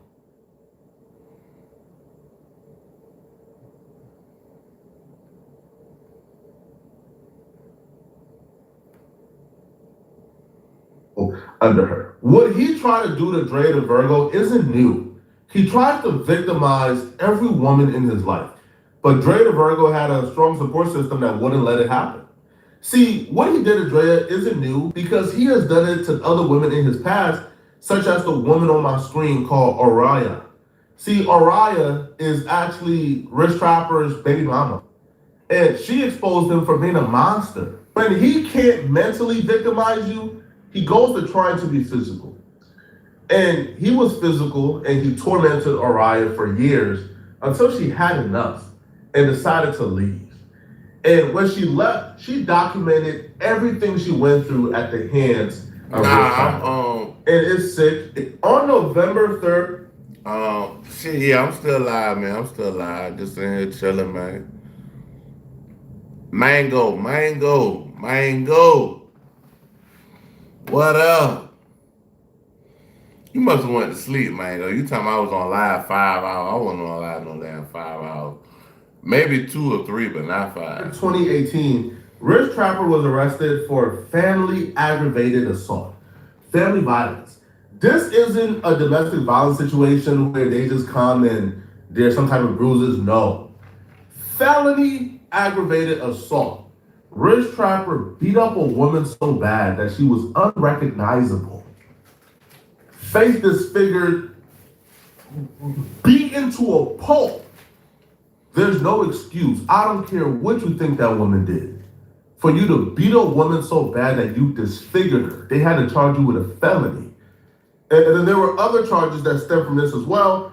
Battery, family violence, and then willful obstruction of law enforcement. His baby mama, Araya, suffered routine vicious beatdowns like those on a routine basis. And at first, she tried to power through it for the sake of the kid. She wanted for it to work. She wanted there to be a family. But after a while, it just got too much to take. So she filed a restraining order to keep him away from her. She would even say she believes that he's a danger to their kids. So she wanted him to be completely kept away. This isn't a situation where she's a bitter baby mama. This is a woman who has gone through vicious beatdowns at the hands of this dude and sought the only protection she felt like she could seek because this dude couldn't let her get away. The restraining order against Rich Trapper was actually filed in the state of Georgia. On top of brutally beating her on a consistent basis, Orion would also write that R, which is the respondent, Daryl Hill. So Rich Trapper has hit Orion multiple times throughout their relationship. About a year ago, Daryl choked Orion to the point at which she passed out and lost consciousness. Daryl has also repeatedly threatened to come to Orion's home and work. On Sunday, Daryl called Orion and began to threaten her again, stating, "Whatever guy you're with, I'm going to take a gun and stick it down his throat and make sure he, Daryl, and make sure he dies, man. And he's tender too." Orion would also say that the petitioner is in reasonable fear for petitioner's own safety or the safety of the child. First off, bro, dude tender. Okay, you beat on a woman, you brutalized her, you victimized her, and when she left, you worried about if she's getting pipe or not, if she's sleeping with other men. You should have treated her right if you were worried about her getting piped out by other men. And what you're about to witness is him still attempting to control his victim, even though she's no longer with him. And he's using the child as an excuse. But you're about to see how unreasonable this dude is in a series of messages and proof. This fall, heel pain and sore arches won't stop you. Hand-stitched leather boots deliver lasting comfort. Arch support eases pain, keeps autumn walks comfortable and strong. Waterproof shoes built to last. Handle wet leaves, tailgates, rainy hikes, and proof. Araya tells a story about how she's at the house with their kid because he's sick. And Daryl called Araya to let her know that he was upset that she took their child out of school. And Daryl demanded that he come pick up their child, but Araya refused due to an incident that took place this past Monday. In response, Daryl threatened Araya by saying, "I'm going to effing kill you. If you don't let me see my son, I'm going to..." Sir, the kid is sick. Can he rest? Araya would also say on Monday, March 11th, that while in the car with the kid, that, again, he's taking the kid to school, and then Daryl called her and let her know, "Hey, if you pick up your son, I'm going to beat your eye in front of the school." Later that day, Daryl kept calling Araya about their child's school and then threatened to beat up Araya's father, so the kid's granddad. The protection order was ultimately granted because he did everything that woman is accusing him of doing. So the protection order, though, the language is like, it's disturbing, right? So it says that the respondent, Daryl Hill, has violated the Family Violence Act.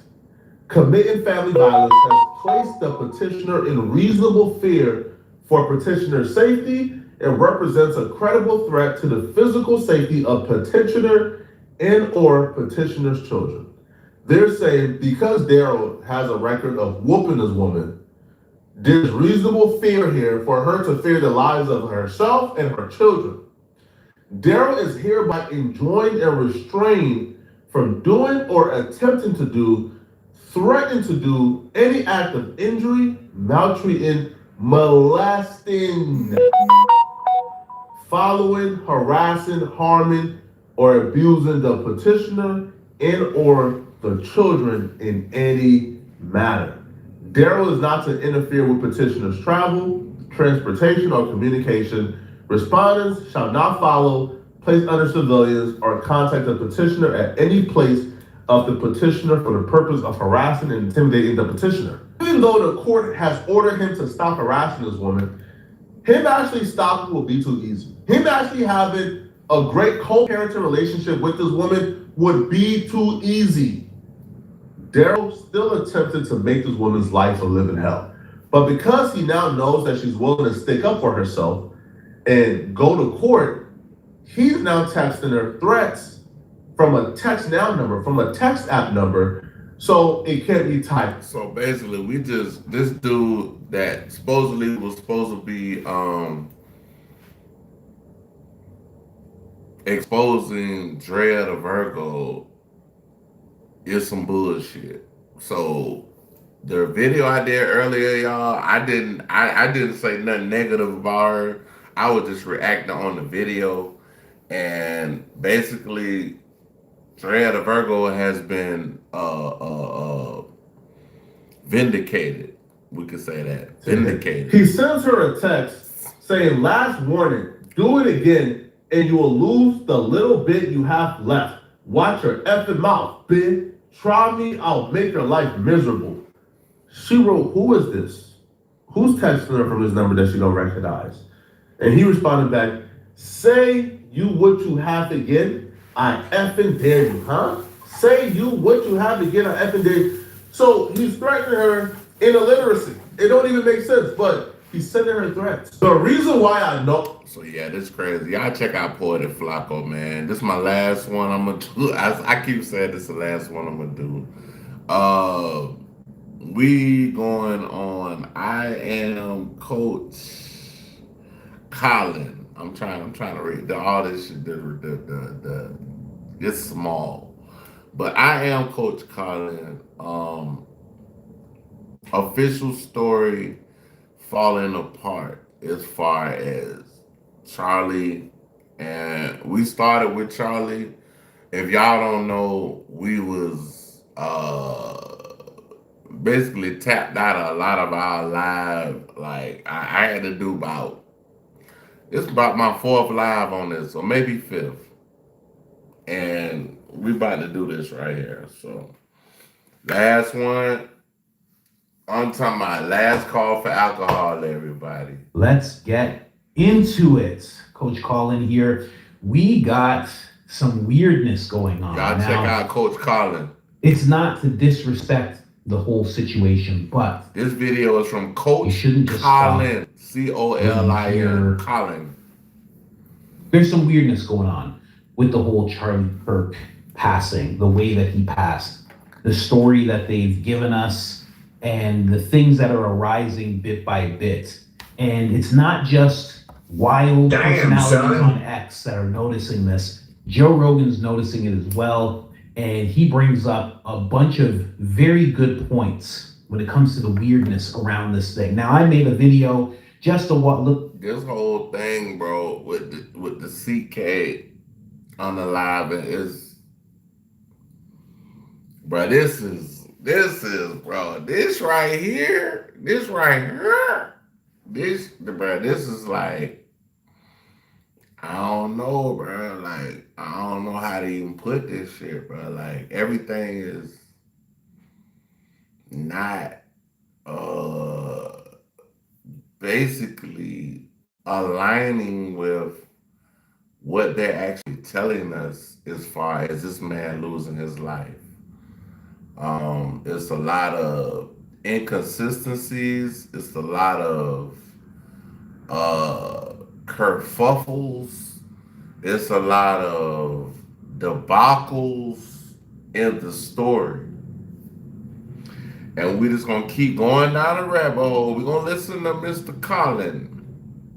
I am Coach Colin. Y'all go check this man's channel out. We're reacting to his video. Shout out to I am Coach Colin. This is my first time watching his videos, but I'm definitely gonna give him his respect. A while ago on my second channel, and I titled it Charlie Kirk has reached JFK levels of weirdness. It's already there where people are looking at the bullet and looking at this and the trajectory. I've been said that. Shit remind me of JFK, bro. It remind me of JFK all the way, bro. Like it wasn't a grassy knoll. It was the top of a building. Did it come this way? Is it that way? Is there a trap door?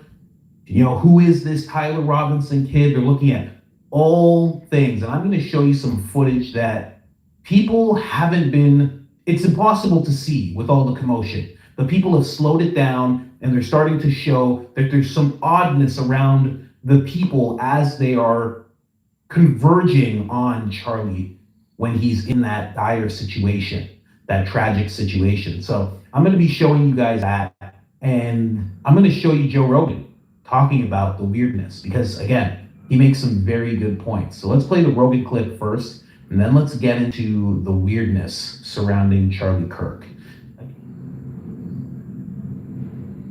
Yeah, bro. If you're looking to spruce up the outside of your house, these are the coolest and easiest lights you can buy and require no tools to install. Each box comes with everything you need and covers up to 100 feet. The bulbs have an attached outdoor strength adhesive. Charlie Kirk. Again, not to disrespect the situation, but I'm not going to stop thinking and asking questions just because there are people who think that you should just stop asking questions. That's not happening. Sorry. Let's go. Set it up in a way that, like, okay, you're saying something that's actually factually inaccurate according to the narrative. Now, let's be real clear. I don't necessarily think they know what's going on yet. There's a lot of weird going on with this. I know. First of all, there was that one guy who was the decoy. All right, so you got this guy who's an older guy who starts yelling out. Didn't he take his pants down? He took his pants down. This guy was at 9/11. He was at the Boston bombings. He called in a fake bomb at a... So this is crazy. They're saying that the guy that was at the Charlie Kirk unaliving that said he did the actual shooting of CK. They're saying that this man was at 9/11. He was at the Boston bombing. Allegedly they went through his phone and he got CP. Like it's a lot going on. Other place. And then he did this at this thing. Right after, so somehow or another, this guy has the state of mind that the moment someone gets shot, he yells out and says, I did it, and takes his pants down or something like that. I don't know exactly what he did. Then, ready for this? He gets arrested for child. I don't know. See, they're about to say it. I just said CP. So, I don't know if y'all know about crisis actors. They have people that when certain things happen, it's like it's a play. It's almost like like they say the world is a stage. Yeah, it's like they say the world is a stage, man. The world is a stage. Yeah. So let's keep going. Right away. Right after this Oh, happened? right away. He's in jail for child. Why is that? Well, now you can't interview him. Right, right. Because when the internet people start going, how are you at all these different things? Like, what are the odds? Like, if someone ran it through one of the ChatGPT perplexity things, like, what are the odds that this guy would be at all those different events and be involved? Like, zero. This is the guy? Yeah. I just like that the pants down part is just insane. It's like, why? I did it. Listen, I'm not saying this guy's insane. He's clearly insane. Or not. Or he's professionally insane. Right. That's where it gets squirrely. I almost texted you when the Charlie Kirk thing happened because my antennas went up about, they showed the photo of that kid, or the guy that they have, the 22-year-old, whatever.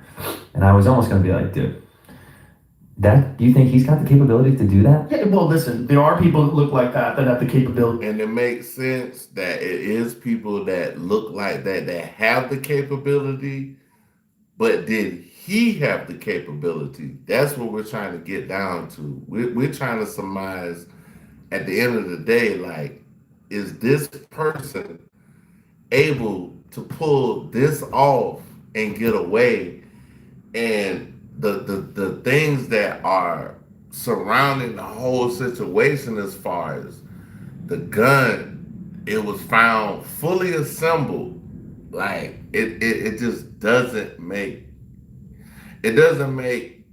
sense. It doesn't make sense, bro. Like it doesn't make sense, bro. It doesn't. To do that. Pretty accurate. Nope, not hard. Not hard at all. Let me just spell that. Okay. 200. So Joe then talks about how it was not a tough shot and pretty much anybody could do it if they were trained with I don't believe that. Now, I don't know that I believe that. I think I don't have experiences with rifles. I think it would take me more than a day to start making that shot. I think it would take a little while to reliably, under very tense conditions, hit that shot. Under relaxed conditions, your drink's over there, you got a guy behind you, he's coaching you, all right, just breathe. And maybe then you could get trained to hit it maybe 5 times out of 10. But under those circumstances where your adrenaline is going nuts, you are possibly shaking, you got to get your breath together. You're doing something where it's like, I don't know what's going to be at the other side of this. This might be my last day doing anything. That type of pressure in hitting that shot, that's a different type of individual. And that's what I'm thinking.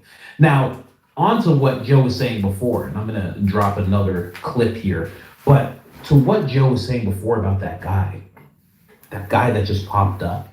Now, just think about this. It's not just the fact that he was at those other places, which is like wild in terms of the odds, but also he was at that event with Charlie.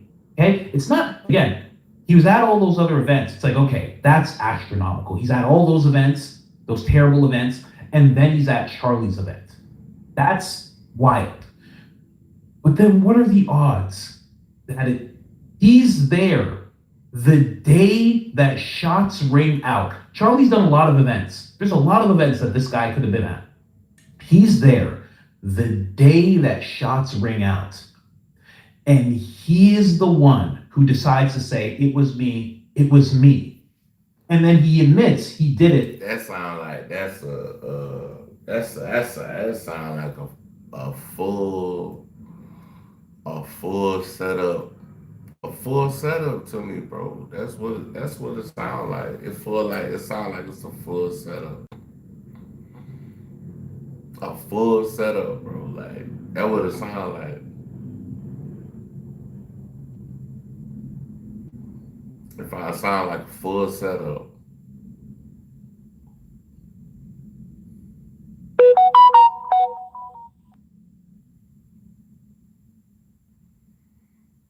This shit getting scary, y'all. Shit getting real scary. So the actual shooter could get away. What? The odds of that would, I think someone actually did the odds. I think it was like 7-0. It was like 0.70.7, something like that.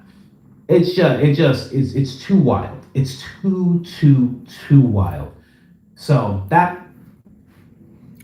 odds, I'm glad Mr. I Am Coach Colin looked up the odds of this actually happening, and it's basically like for him to be at 9/11, to be at I forget the other thing he was at, and to be at Charlie, yeah, like that's like you won the lottery. I don't know. That's where I stand with that guy. And then Joe makes the incredible point of now that he has those other charges, he will not be doing any interviews. And listen, not to say that it's not true or something, but it's just saying he can't be interviewed by anybody now. There's no one who's going to interview him. He's not going to be able to sit down with someone and give his story, his account of everything. And he's pretty much disappeared. So it seems like astronomical odds that he would play this part and then on top of that actually kind of does his part, because Robinson almost got away, but then the question becomes, as people start questioning the angles and everything, was Robinson the one that got away, or did someone else get away? That's the question that people are asking now. Let's jump into another clip right here with Joe Rogan talking a little bit more about the weirdness. At a rifle with a scope. Now here's where it gets weird. The first images of this rifle with a scope, I swear to God, it looks like he has a composite stock on it. Like it looks like a modern 30-06 rifle. So a 30-06, so that's the rifle. They're saying it's a modern 30-06. Now, what I have heard is that the gun was a family heirloom that was passed down to Tyler Robinson. It's a 30-06, but they say this gun comes from, I don't know, World War I or II or something like that. Like, how was y'all able to suit this gun up from World War I or II to be able to make a shot like this? One shot, one kill, 30-06 is like, that looks like a very modern looking stock.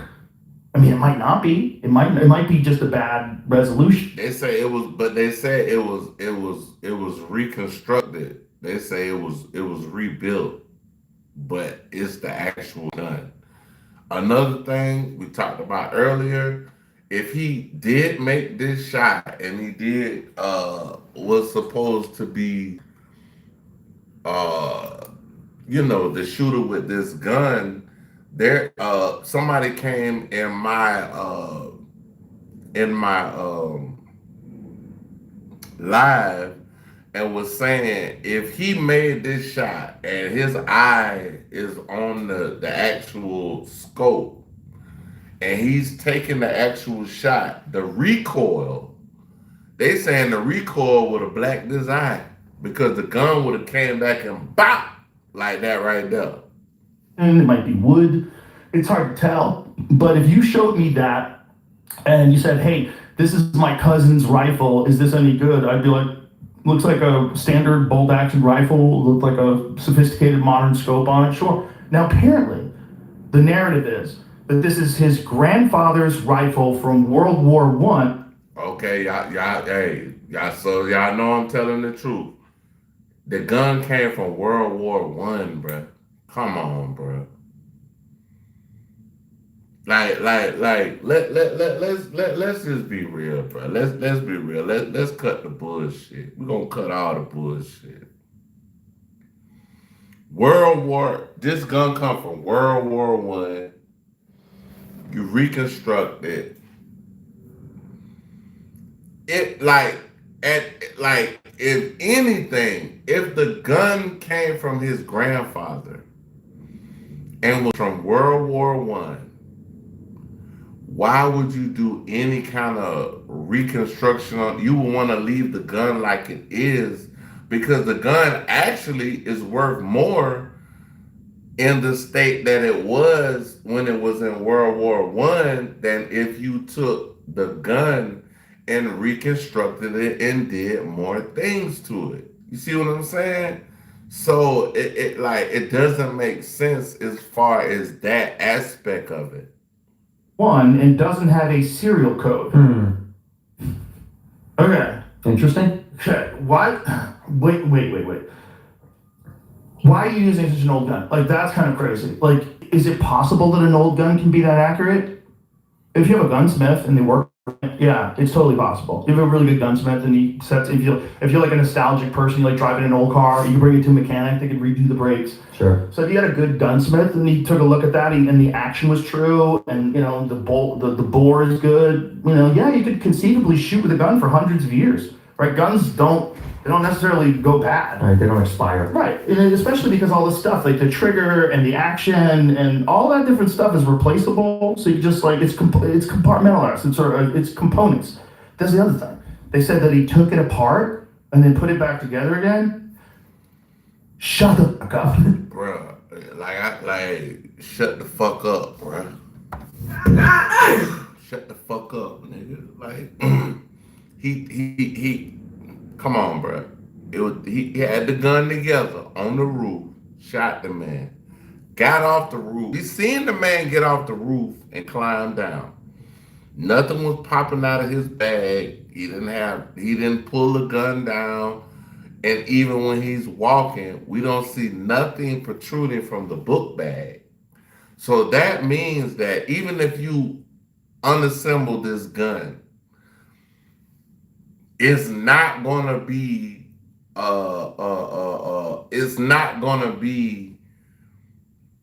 able to conceal inside of the book bag that he actually had without anything sticking out of the book bag.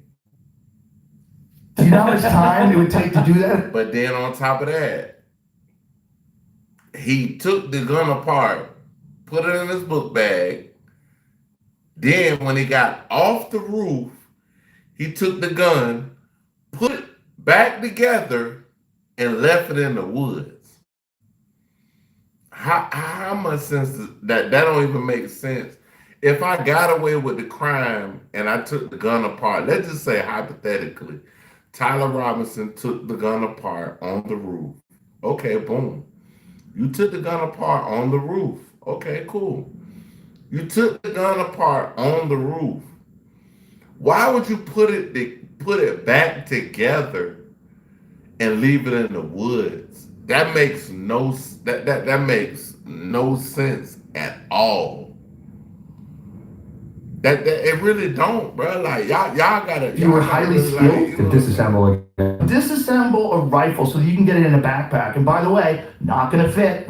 Not gonna fit. And then somehow or another reconnects it once he gets off the roof. And leave it in the woods. Bruh, that makes no sense, bro. I take the gun apart off the roof, on the roof, get down, put the gun back together, and leave it in the woods. Something ain't right. What's that about? Is that what they pitched, huh? Yeah. Here's the other problem. If you shoot something, okay, like say if I take you to a long range shooting range and we sit there and we get you on a bench and you're sitting there and you go, okay, we're going live, and you flip off the safety, and then you squeeze off that trigger, you hear boom, pink. There's a gap in 200 yards between the shot going off and the impact. There's a gap. It's like boom, dink, because it's far. Right. 200 yards. Now, the points that he's making here are pretty good. I don't know much about that. Listen, I don't know much about firearms, but I know about 30-07s. And if you shoot a 30-07, I have actually researched it. I went and listened to 30-07s being fired. 30-07, bro, that shit make a boom. If he shot a 30-07 off the roof of where all those people was at, because it was like up to 4,000 people. When Charlie Kirk was shot, all you heard was a clap. It was like flap. Bro, a 30-07, when you shoot it, it go boom, like boom. So when you hear that boom, my nigga, like it like everybody in the audience, everybody that was there when Charlie Kirk was unalive and was hit with this bullet. If he was hit with a 30-07 off of that roof, we would have heard a boom. And when people hear a boom, they look toward the direction of the actual boom. That's facts. If I hear a boom, I'm going to look to where it came from. I'm not going to look the opposite way. Just say I'm looking this way, and something come behind me and say, boom, I'm going to look this way. Nobody looked that way, bro, when the man got shot. That part of things, but the whole thing of him disassembling it. Now, there's a part that I didn't show you. Joe Rogan actually finds a guy who is highly trained, who is showing how long it would be to take apart, and he has a backpack, and he's trying to put it all into the backpack. So he's basically in a calm setting, taking it apart the way you would have to take it apart. By the time he's putting it in the backpack, he's at about 47 seconds. Now, when it comes to what happened with Charlie, you hear the shot, and then the footage that they have of him on the building is seconds later. So it went off seconds later, he's running. So boom. He would have had to leave the actual gun on the actual roof if that was the case. Bro, this shit is like JFK all over again, bro. Like, this is just JFK right here, bro. This is actual JFK all over again. Apparently he has it in a backpack. Some people say they think it was wrapped up in a hoodie. He jumps off the roof. The problem is he couldn't have it in a hoodie because at the end of the day, when he got off the roof, bro, we didn't see nothing as far protruding anywhere. Like, even the pictures that they showed of him when they was like, oh, this is the person that's a suspect, he didn't have a hoodie. So you mean to tell me he took the gun apart, put it inside of a hoodie, and the picture that we see supposedly walking through the neighborhood, he didn't have a hoodie on. He had on like a regular outfit, t-shirt. It just looks sloppy. It doesn't look like he has anything that would resemble a rifle. And then what Joe said is that he puts it back together and then puts it in the forest. It's all very, very odd. Very odd. Now we'll go back to Joe making these points about ding. Let's go. Far. Right. 200 yards is far. Even if that bullet is go, it's still takes time to get there. And really long shots, like I know guys who do, like my buddy Justin, he does these long range competitions where they'll shoot out to a mile plus. They're shooting steel targets like that, they get a mile plus. And he's like, dude, the hang time is crazy. It's like seconds. You hear separation. Oh yeah. Yeah. It's when you're watching it through the binoculars too, it's like somebody else is watching it. So you got a guy next to you that's the spotter, and you shoot, boom, and he's like, hit. Literally, it's that long. So the Charlie Kirk thing seemed instant. It was like, boom, he's down. Instant. Boom. So you think it was closer? It could have been closer, or it could be the echo from that gun. By the time the sound gets to you, the bullet gets, because it takes longer for sound to get there, right? Because these bullets are supersonic. So the bullet will actually get there before the sound gets there. So that's something to take into consideration. It's almost like an airplane with sonic. So it probably can. Now that I'm thinking of myself, I'm like, well, that's a dumb, like, I had a dumb point. Because the bullet is actually faster than sound. But I don't buy assembly, reassembly. I do not buy that. They said he had a screwdriver up there. Yourself. A screwdriver? Yeah, you need more than a screwdriver. You need multiple tools. Okay, you need Allen wrenches. Allen wrenches. Specific. Yeah, you gotta have Allen wrenches. Yeah, you gotta have way more than just a screwdriver. You gotta have Allen wrenches, all this other stuff, bro. Like, it's just not making sense, bro. Like, bro, this shit, like, and I ain't even gonna lie to you. I don't agree with, a lot of things Charlie Kirk said, but Charlie Kirk in the future could have been a president. He could have. He's an American citizen, so he could have ran for president. But what I am saying is it's like almost like they killed the president before he became the president because they didn't want him to become the next American president. This is crazy, bro. Gunsmith tools. It's complicated. Oh, I've got a video. Another thing. Charlie Kirk kept coming out and saying, him and Trump was cool. But he kept saying, I want y'all to bring out the Epstein stuff. Do y'all think that has something to do with it? You know what I'm saying? Like, video of a guy breaking down a Mauser. And so this Mauser is the same exact gun that... Okay, this is the video that I was talking about. I thought I skipped over that part. All right, watch this. This is very telling. That supposedly this dude his grandpa had in World War I. So this guy breaks down this Mauser, and here it goes. This man got killed by a gun from World War I. Y'all think about this. This man was unalived by a gun from World War I. Not no new shit. This came out last year or 5 years ago or 10 years ago.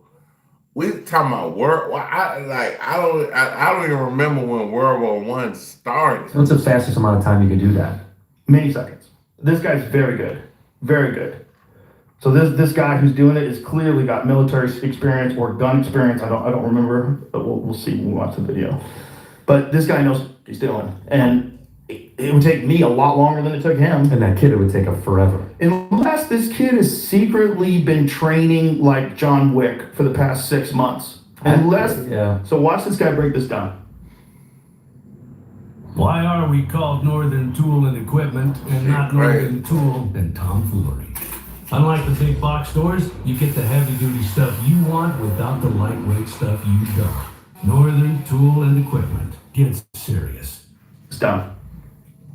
It takes two different tools to take it apart. It takes a Torx key and an Allen key. Now, if I take a shot and immediately disassemble this, I have to remove the bolt, remove the magazine, grab my Allen key, get the 2 bolts on the bottom, put those away in the Allen key, grab my Torx key, remove the scope, put everything in the backpack, make sure I have everything, and make my way downtown. He's showing y'all that. A lot longer for him than it is for me, especially because his fine-tuned motor function, something as simple as grabbing an Allen key to a little bolt, is going to be extremely impaired due to a dump of adrenaline throughout his bloodstream. An extreme elevated heart rate is going to make these fine-tuned skills extremely difficult. I mean, just for him to think and analyze of what needs to be done to disassemble this rifle and get away would be difficult. We're not even going to touch the topic of him assembling the rifle on top of it. So So the people that are listening to this, just listening, he is at 38 seconds right now, and all he's got the barrel away from the stock. He's removing the scope from the barrel, and right now he's 47 seconds, and he's struggling, and he's totally calm, and he didn't just shoot a guy, and then he's supposed to get in that stupid fucking backpack. It's literally, it makes no sense. And the elevator music was a nice touch, by the way. Yeah. So this is just a narrative, right? We watch a guy jump off the roof, and then we supposedly find this rifle. So if you can have a guy that's in the audience that's yelling, "I shot him, now shoot me! I shot him, now shoot me!" and then that guy gets arrested for child charges, like what is going on here? And then you find this rifle, and then you say, "Oh, he assembled it and he reassembled it." Like, okay. A lot. If I wish I was a cop, I'd sit there and be like, "This story is horseshit. Like, none of these things make any sense to me. Like, you're telling me that this kid who's not military trained, this guy, first of all, how did he get to the roof? How come nobody was looking? How come nobody was like, there's a direct line of sight between where he's sitting and those roofs? You guys didn't check? You don't have a drone? Like, that's insane." So he's on the roof. He shoots. He jumps. Yeah, that part right there made me cringe too. Like, they don't have no drones or anything. I would think they would at least had a drone out there to, you know what I'm saying, surveil the area, or at least just be watching him from that viewpoint, because it was damn near 4,000 people out there, you know what I mean? From the roof. He jumps down 14 feet. Yeah, we saw didn't they have video of him jump? Somebody had a cell phone video of him jumping There's down. a video of him jumping. So this guy, whoever it is, jumps off of the roof and lands, whether or not he's even the guy who shot him. Mm-hmm. Maybe he thought he was going to shoot him. Maybe he's a patsy. Maybe he did it. I feel like he's a plant. Did you see the video? Did you see the person doing the investigating on his mom's Facebook? No. You haven't seen this? Have you seen that, Jamie? Some dude online. His mom's got a weird Facebook. It's very trippy. It doesn't make any sense. Like, the more they keep looking into it, the more they're like, this doesn't feel like a real. It feels super fabricated. But here's the thing. Just like I was talking about when people are arguing on social media, that it's all part of the plan. If you want things to be... Oh, I wanted it so bad. Pockets, pockets. If you want people to lose all faith that anyone is going to solve anything, you had a bunch of... You're going to kill a guy. You had a bunch of other wacky shit that doesn't make any sense, and you spam it out there at the same time. You leave a gun that didn't do it out in the woods. You do a bunch of shit like that. You have an old man put his out and yell, "I did it, I did it." Yeah, you get some kid who has a boyfriend who's a furry, and you talk to him on Discord. I think he's... Man, and yes, furry. Confirmed furry. Getting back to Janet, confirmed furry. But yeah, what Joe's saying makes a lot of sense. Makes a lot of sense. A lot of things. Even Andrew Santino, who does not like to be political in any sense of the word, does not like to touch on stuff like this. He likes to keep it fun and fancy free when it comes to his podcast. And even he's kind of like, this kind of seems a little odd. And it really does.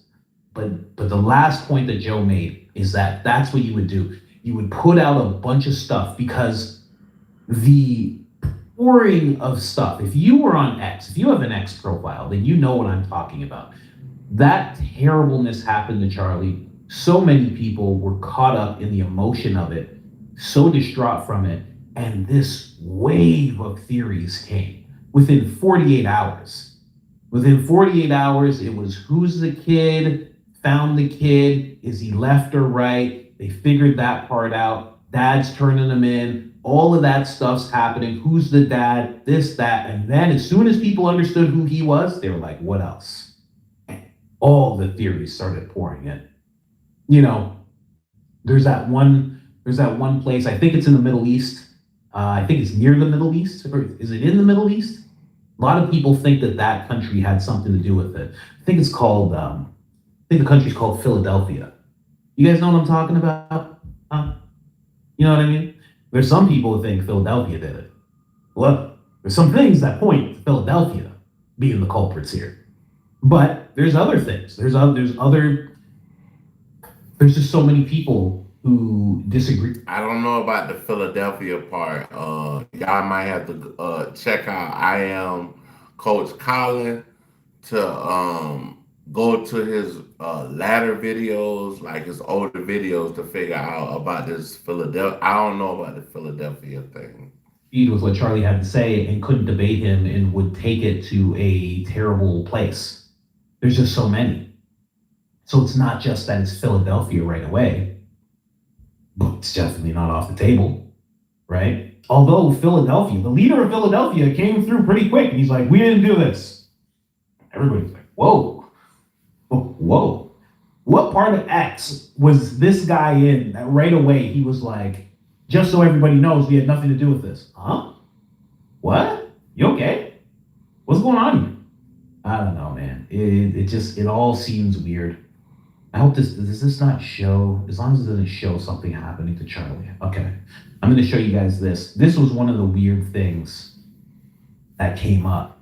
Again, don't worry, you're not going to see anything happen to Charlie. It's more this side of the image that you're seeing. So this guy right now, he's going into this camera. So there's a camera above Charlie pointing towards the crowd.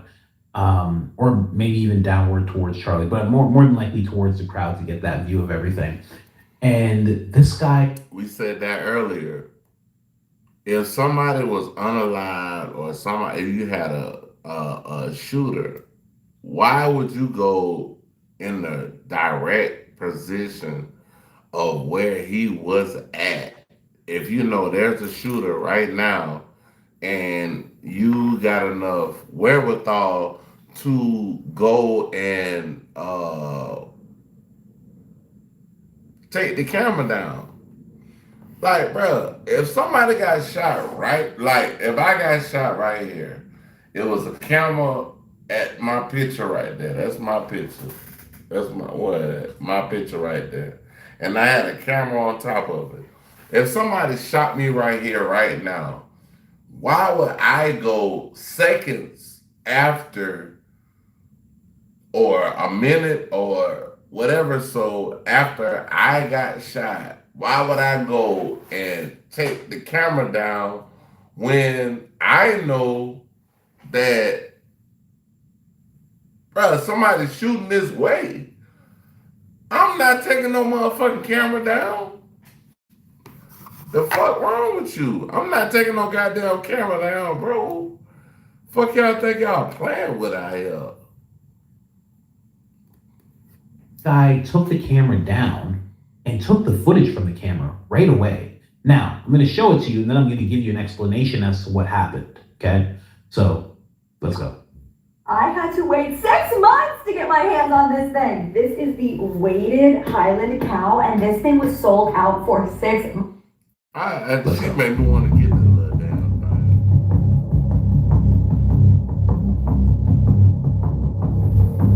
I don't need the music influencing you guys like this. Come on. Let's just look. So you see him. He's darting around. He's like, He's getting the footage out as soon as possible. First off, he took this down. I just have to say, isn't this a crime scene? That was one thing that I've been asking. That's the thing we said earlier, bro. This is a fucking crime scene. Like, bro, we've had multiple people say they came back to the crime scene and all this and that. Bro, I know about crime scenes. They're cut off for a long period of time, bro. They're not just, ain't no crime scene and this just, oh, okay, 10 minutes and then, okay, the crime scene over with. Nah, bro, you can't have nobody coming in and messing up the actual investigation of people that are in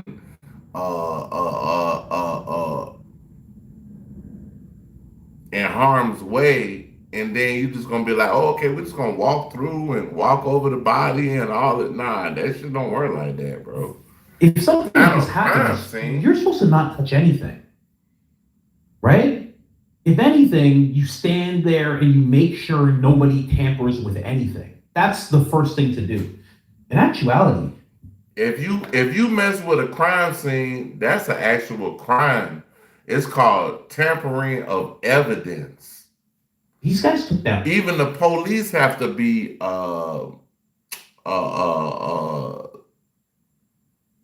careful when they go to crime scene. That's why they say, "Oh, don't touch it, don't touch that," because they know that everything is evidence in a crime scene, bro. Hence, they took the camera. Hold on, y'all. They did all sorts of things that you shouldn't do when it comes to a crime scene. Now, I will be charitable and say, maybe really shooken up. They don't know what to do. They're just praying that their friend is okay, and they're just trying to do what they think is right. That's the most charitable thing I can say. But then here's the actual story. Now, Charlie Kirk's good friend, who's been hosting Charlie's podcast since this has happened. He's had a bunch of co-hosts like Tucker and Ben Shapiro and various people, but he actually talked about this situation. He said that he confronted this person that I just showed you on the screen and said, "Why did you do that?" And the guy's answer was, "Because I know people can be evil." I was like, I'm like, he's right about people. He's right. But also, that doesn't make any sense. It just doesn't. That's just not what you do if something like this happens. What you do is you stand there, and if anybody comes close to it, you say, hey, step back, step back. Yeah, the authorities are coming, just step back. Because you want everything to be intact. Because no matter what, whether your friend's okay or not, you want them to have everything as it was so they can figure it out and bring that person to justice swiftly. Instead, he's like, "I know people can be evil, so I took this footage." And they say it's in the hands of the FBI. Okay, all right. That's the official story on that guy, just in case you see this popping up and people are like, "What was this guy?" He's been confronted about it, but that was the story. If you believe that, then you're fine. If you don't, then, I do know that this looks awfully shifty, right? No matter what we say, this looks shifty. Like, he seems like he's in a rush, like looking over his back, like what? Like, and also there was just, somebody was just, there's a shooting, right? So I understand why he's darting around like that. But again, it just, altogether, it just makes it look really bad. Now, here's the other stuff that looked really weird. Really, really weird to me. Okay, that's the interview, okay? That's the interview, okay? Let's go to the other weird thing that I saw. So check this out. Actually, you know what? Let me just make sure. I gotta make sure. I don't wanna...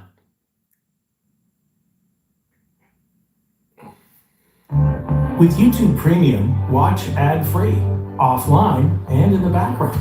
And listen at... I don't want anybody to see anything that's gonna mess with them, So, okay. So this video seems clean in that respect. All right. So this is after it happens, and they're all around him trying to, help him the best that they can. So right away, you see that guy. That's a handoff that's happening. Very odd. Now, if you watch, hold on, I thought this whole was clean. Okay. I'm just going to bring it right to that point. Again, they blurred it out, so that's better. So right away, there's a handoff. It's it's just weird, right? You don't know what that is. And I know it feels disrespectful to even question it, but at the same time, what is going on? This guy, again with that music, this guy right here jumps over the desk, okay? Jumps over the desk, he's looking down, he sees what's going on. Right? There's a handoff right there. So the guy that's on the ground just hands something off. This guy also goes, so they're gonna slow it down. So just look there. They start handing something off. Now, people speculate what's being handed off. Nobody knows. I mean, you could say it's keys to a car, but it doesn't seem like it. It all seems too small to be keys to a car. If you wanted to be the most charitable, you say keys to a car. The people who are not charitable are saying it was some kind of detonator. But there's no proof of that. Just want to make sure to let you guys know that, right? Then there's another handoff. So this guy who jumped over the desk, who didn't even put his hands on Charlie or anything, he hands something off and then bounces. So they're going to show it again. They slow it down for you. Right? So now he has something. This guy walks up. And there's it's all odd. And then he hands something off. It's like, what were they handing and handing? I would love to know. What was it? Now, that's the only thing that they bring up, right? There's another video of it. I want to make sure that it's at a certain point. So this guy's already jumped over. Check this out. This guy's jumped over. This one is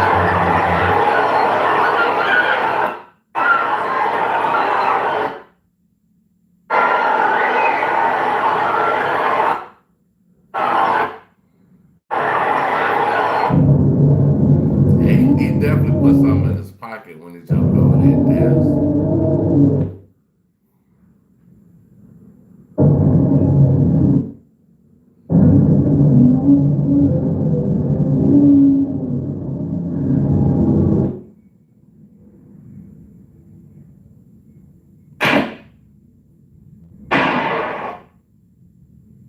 So it's just, yeah, it's all odd. But that's the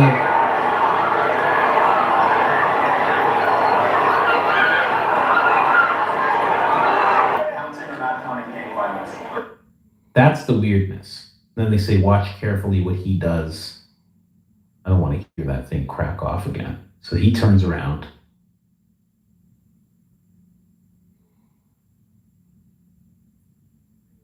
So he's on the ground. He grabs something, put it into his pocket. That is, yeah, that is what that looked like.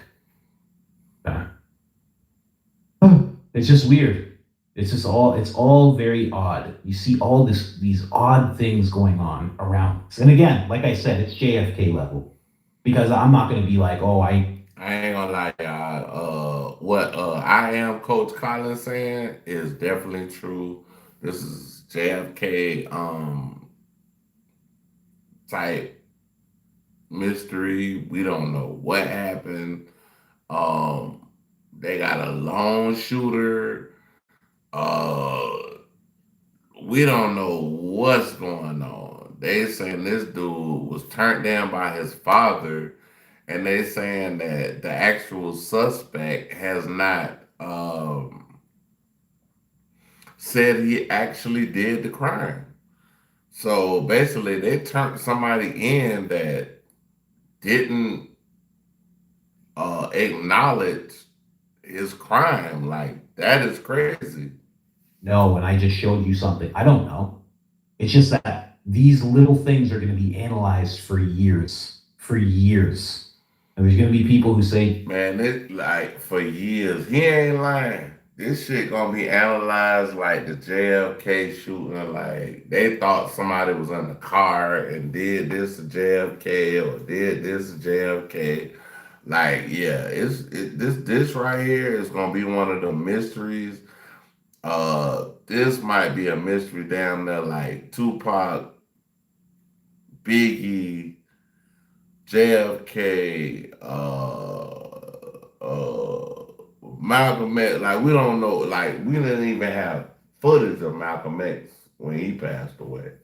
So it's just like we're at a loss right now. We at a loss for words, bro. Like, no matter how Charlie Kirk thought in his life and, you know, what he believed in and all this other stuff, his thoughts, is still a young man that lost his life, had a family, had children, and we're trying to get to the bottom of what actually happened. Like, I might have not agreed with anything he said. Anything. But at the end of the day, we still need to know what happened to Charlie Kirk. Just put it to bed, leave it alone, because the official story gives people closure. It really does. It's important for some people. And even if you're someone that has questions, you do have to respect that. The official story gives people closure so they can grieve properly and then put it to rest. That is a thing. So when you see people who just want that to be the thing, it's not that they're sheep or that they're silly or anything like that. It's just they're trying to deal with it the best they can, and they don't need that wound reopened. But for me, I need to ask questions. And then there's this kid who got interviewed. I saw this really early, but I was very emotional about this whole thing, so I wasn't concentrated on following any, line of thought towards things. I just wanted to make the tribute videos, and that was my main focus. YouTube stopped showing them to people. Maybe with the new announcement that they've stopped doing that for political reasons, maybe they'll stop doing that to those videos. They literally just shut the videos off. It was the weirdest thing. Like you see it trending, and then they just shut it off. Okay. It's a tribute video to Charlie. It's just literally a YouTuber crying while he's showing Charlie Kirk clips. It's okay. Don't worry. Not super political. Anyway, let's watch this interview here. Yes, you're live right now. Well, we're recording. I don't know if we're live because of the cell service. Hang on. It's time to stop looking stressed. Look blessed. You may not be where you want to be, but you're not. Hang on. And probably the third. Okay. I was standing from probably the third row in the bottom. I saw him. I heard the shot ring out. I looked to my left, and then I looked over to my right. I saw him slump over in his chair forward. He slumped over. He had blood coming from the left side of his neck down his shirt, and he slumped over and he was carried off. What the hell is this about? So right away, these guys just stop him from talking. What? Running Hold right now. on. This crazy. The dude was talking about what he's seen in front of the actual camera, and it looked like he had a red shirt on, but some other dudes that looked like they had the same type of red shirt that he had on, they started like accosting this man, like they started like harassing this man, and like they damn near was fighting because of what he was saying.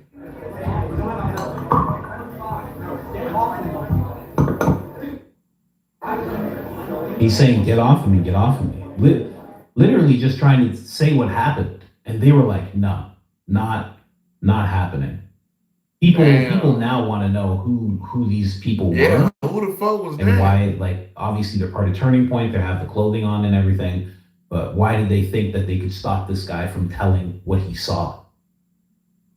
It's all weird. It's all weird. But hey man, this whole situation, man, y'all go check out I Am Coach Colin, Colin.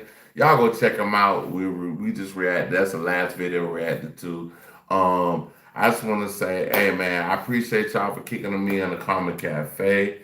I want y'all to like, subscribe, definitely hit the notification bell.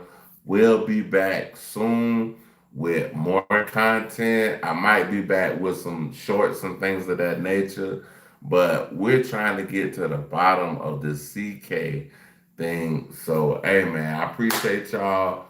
Peace and one.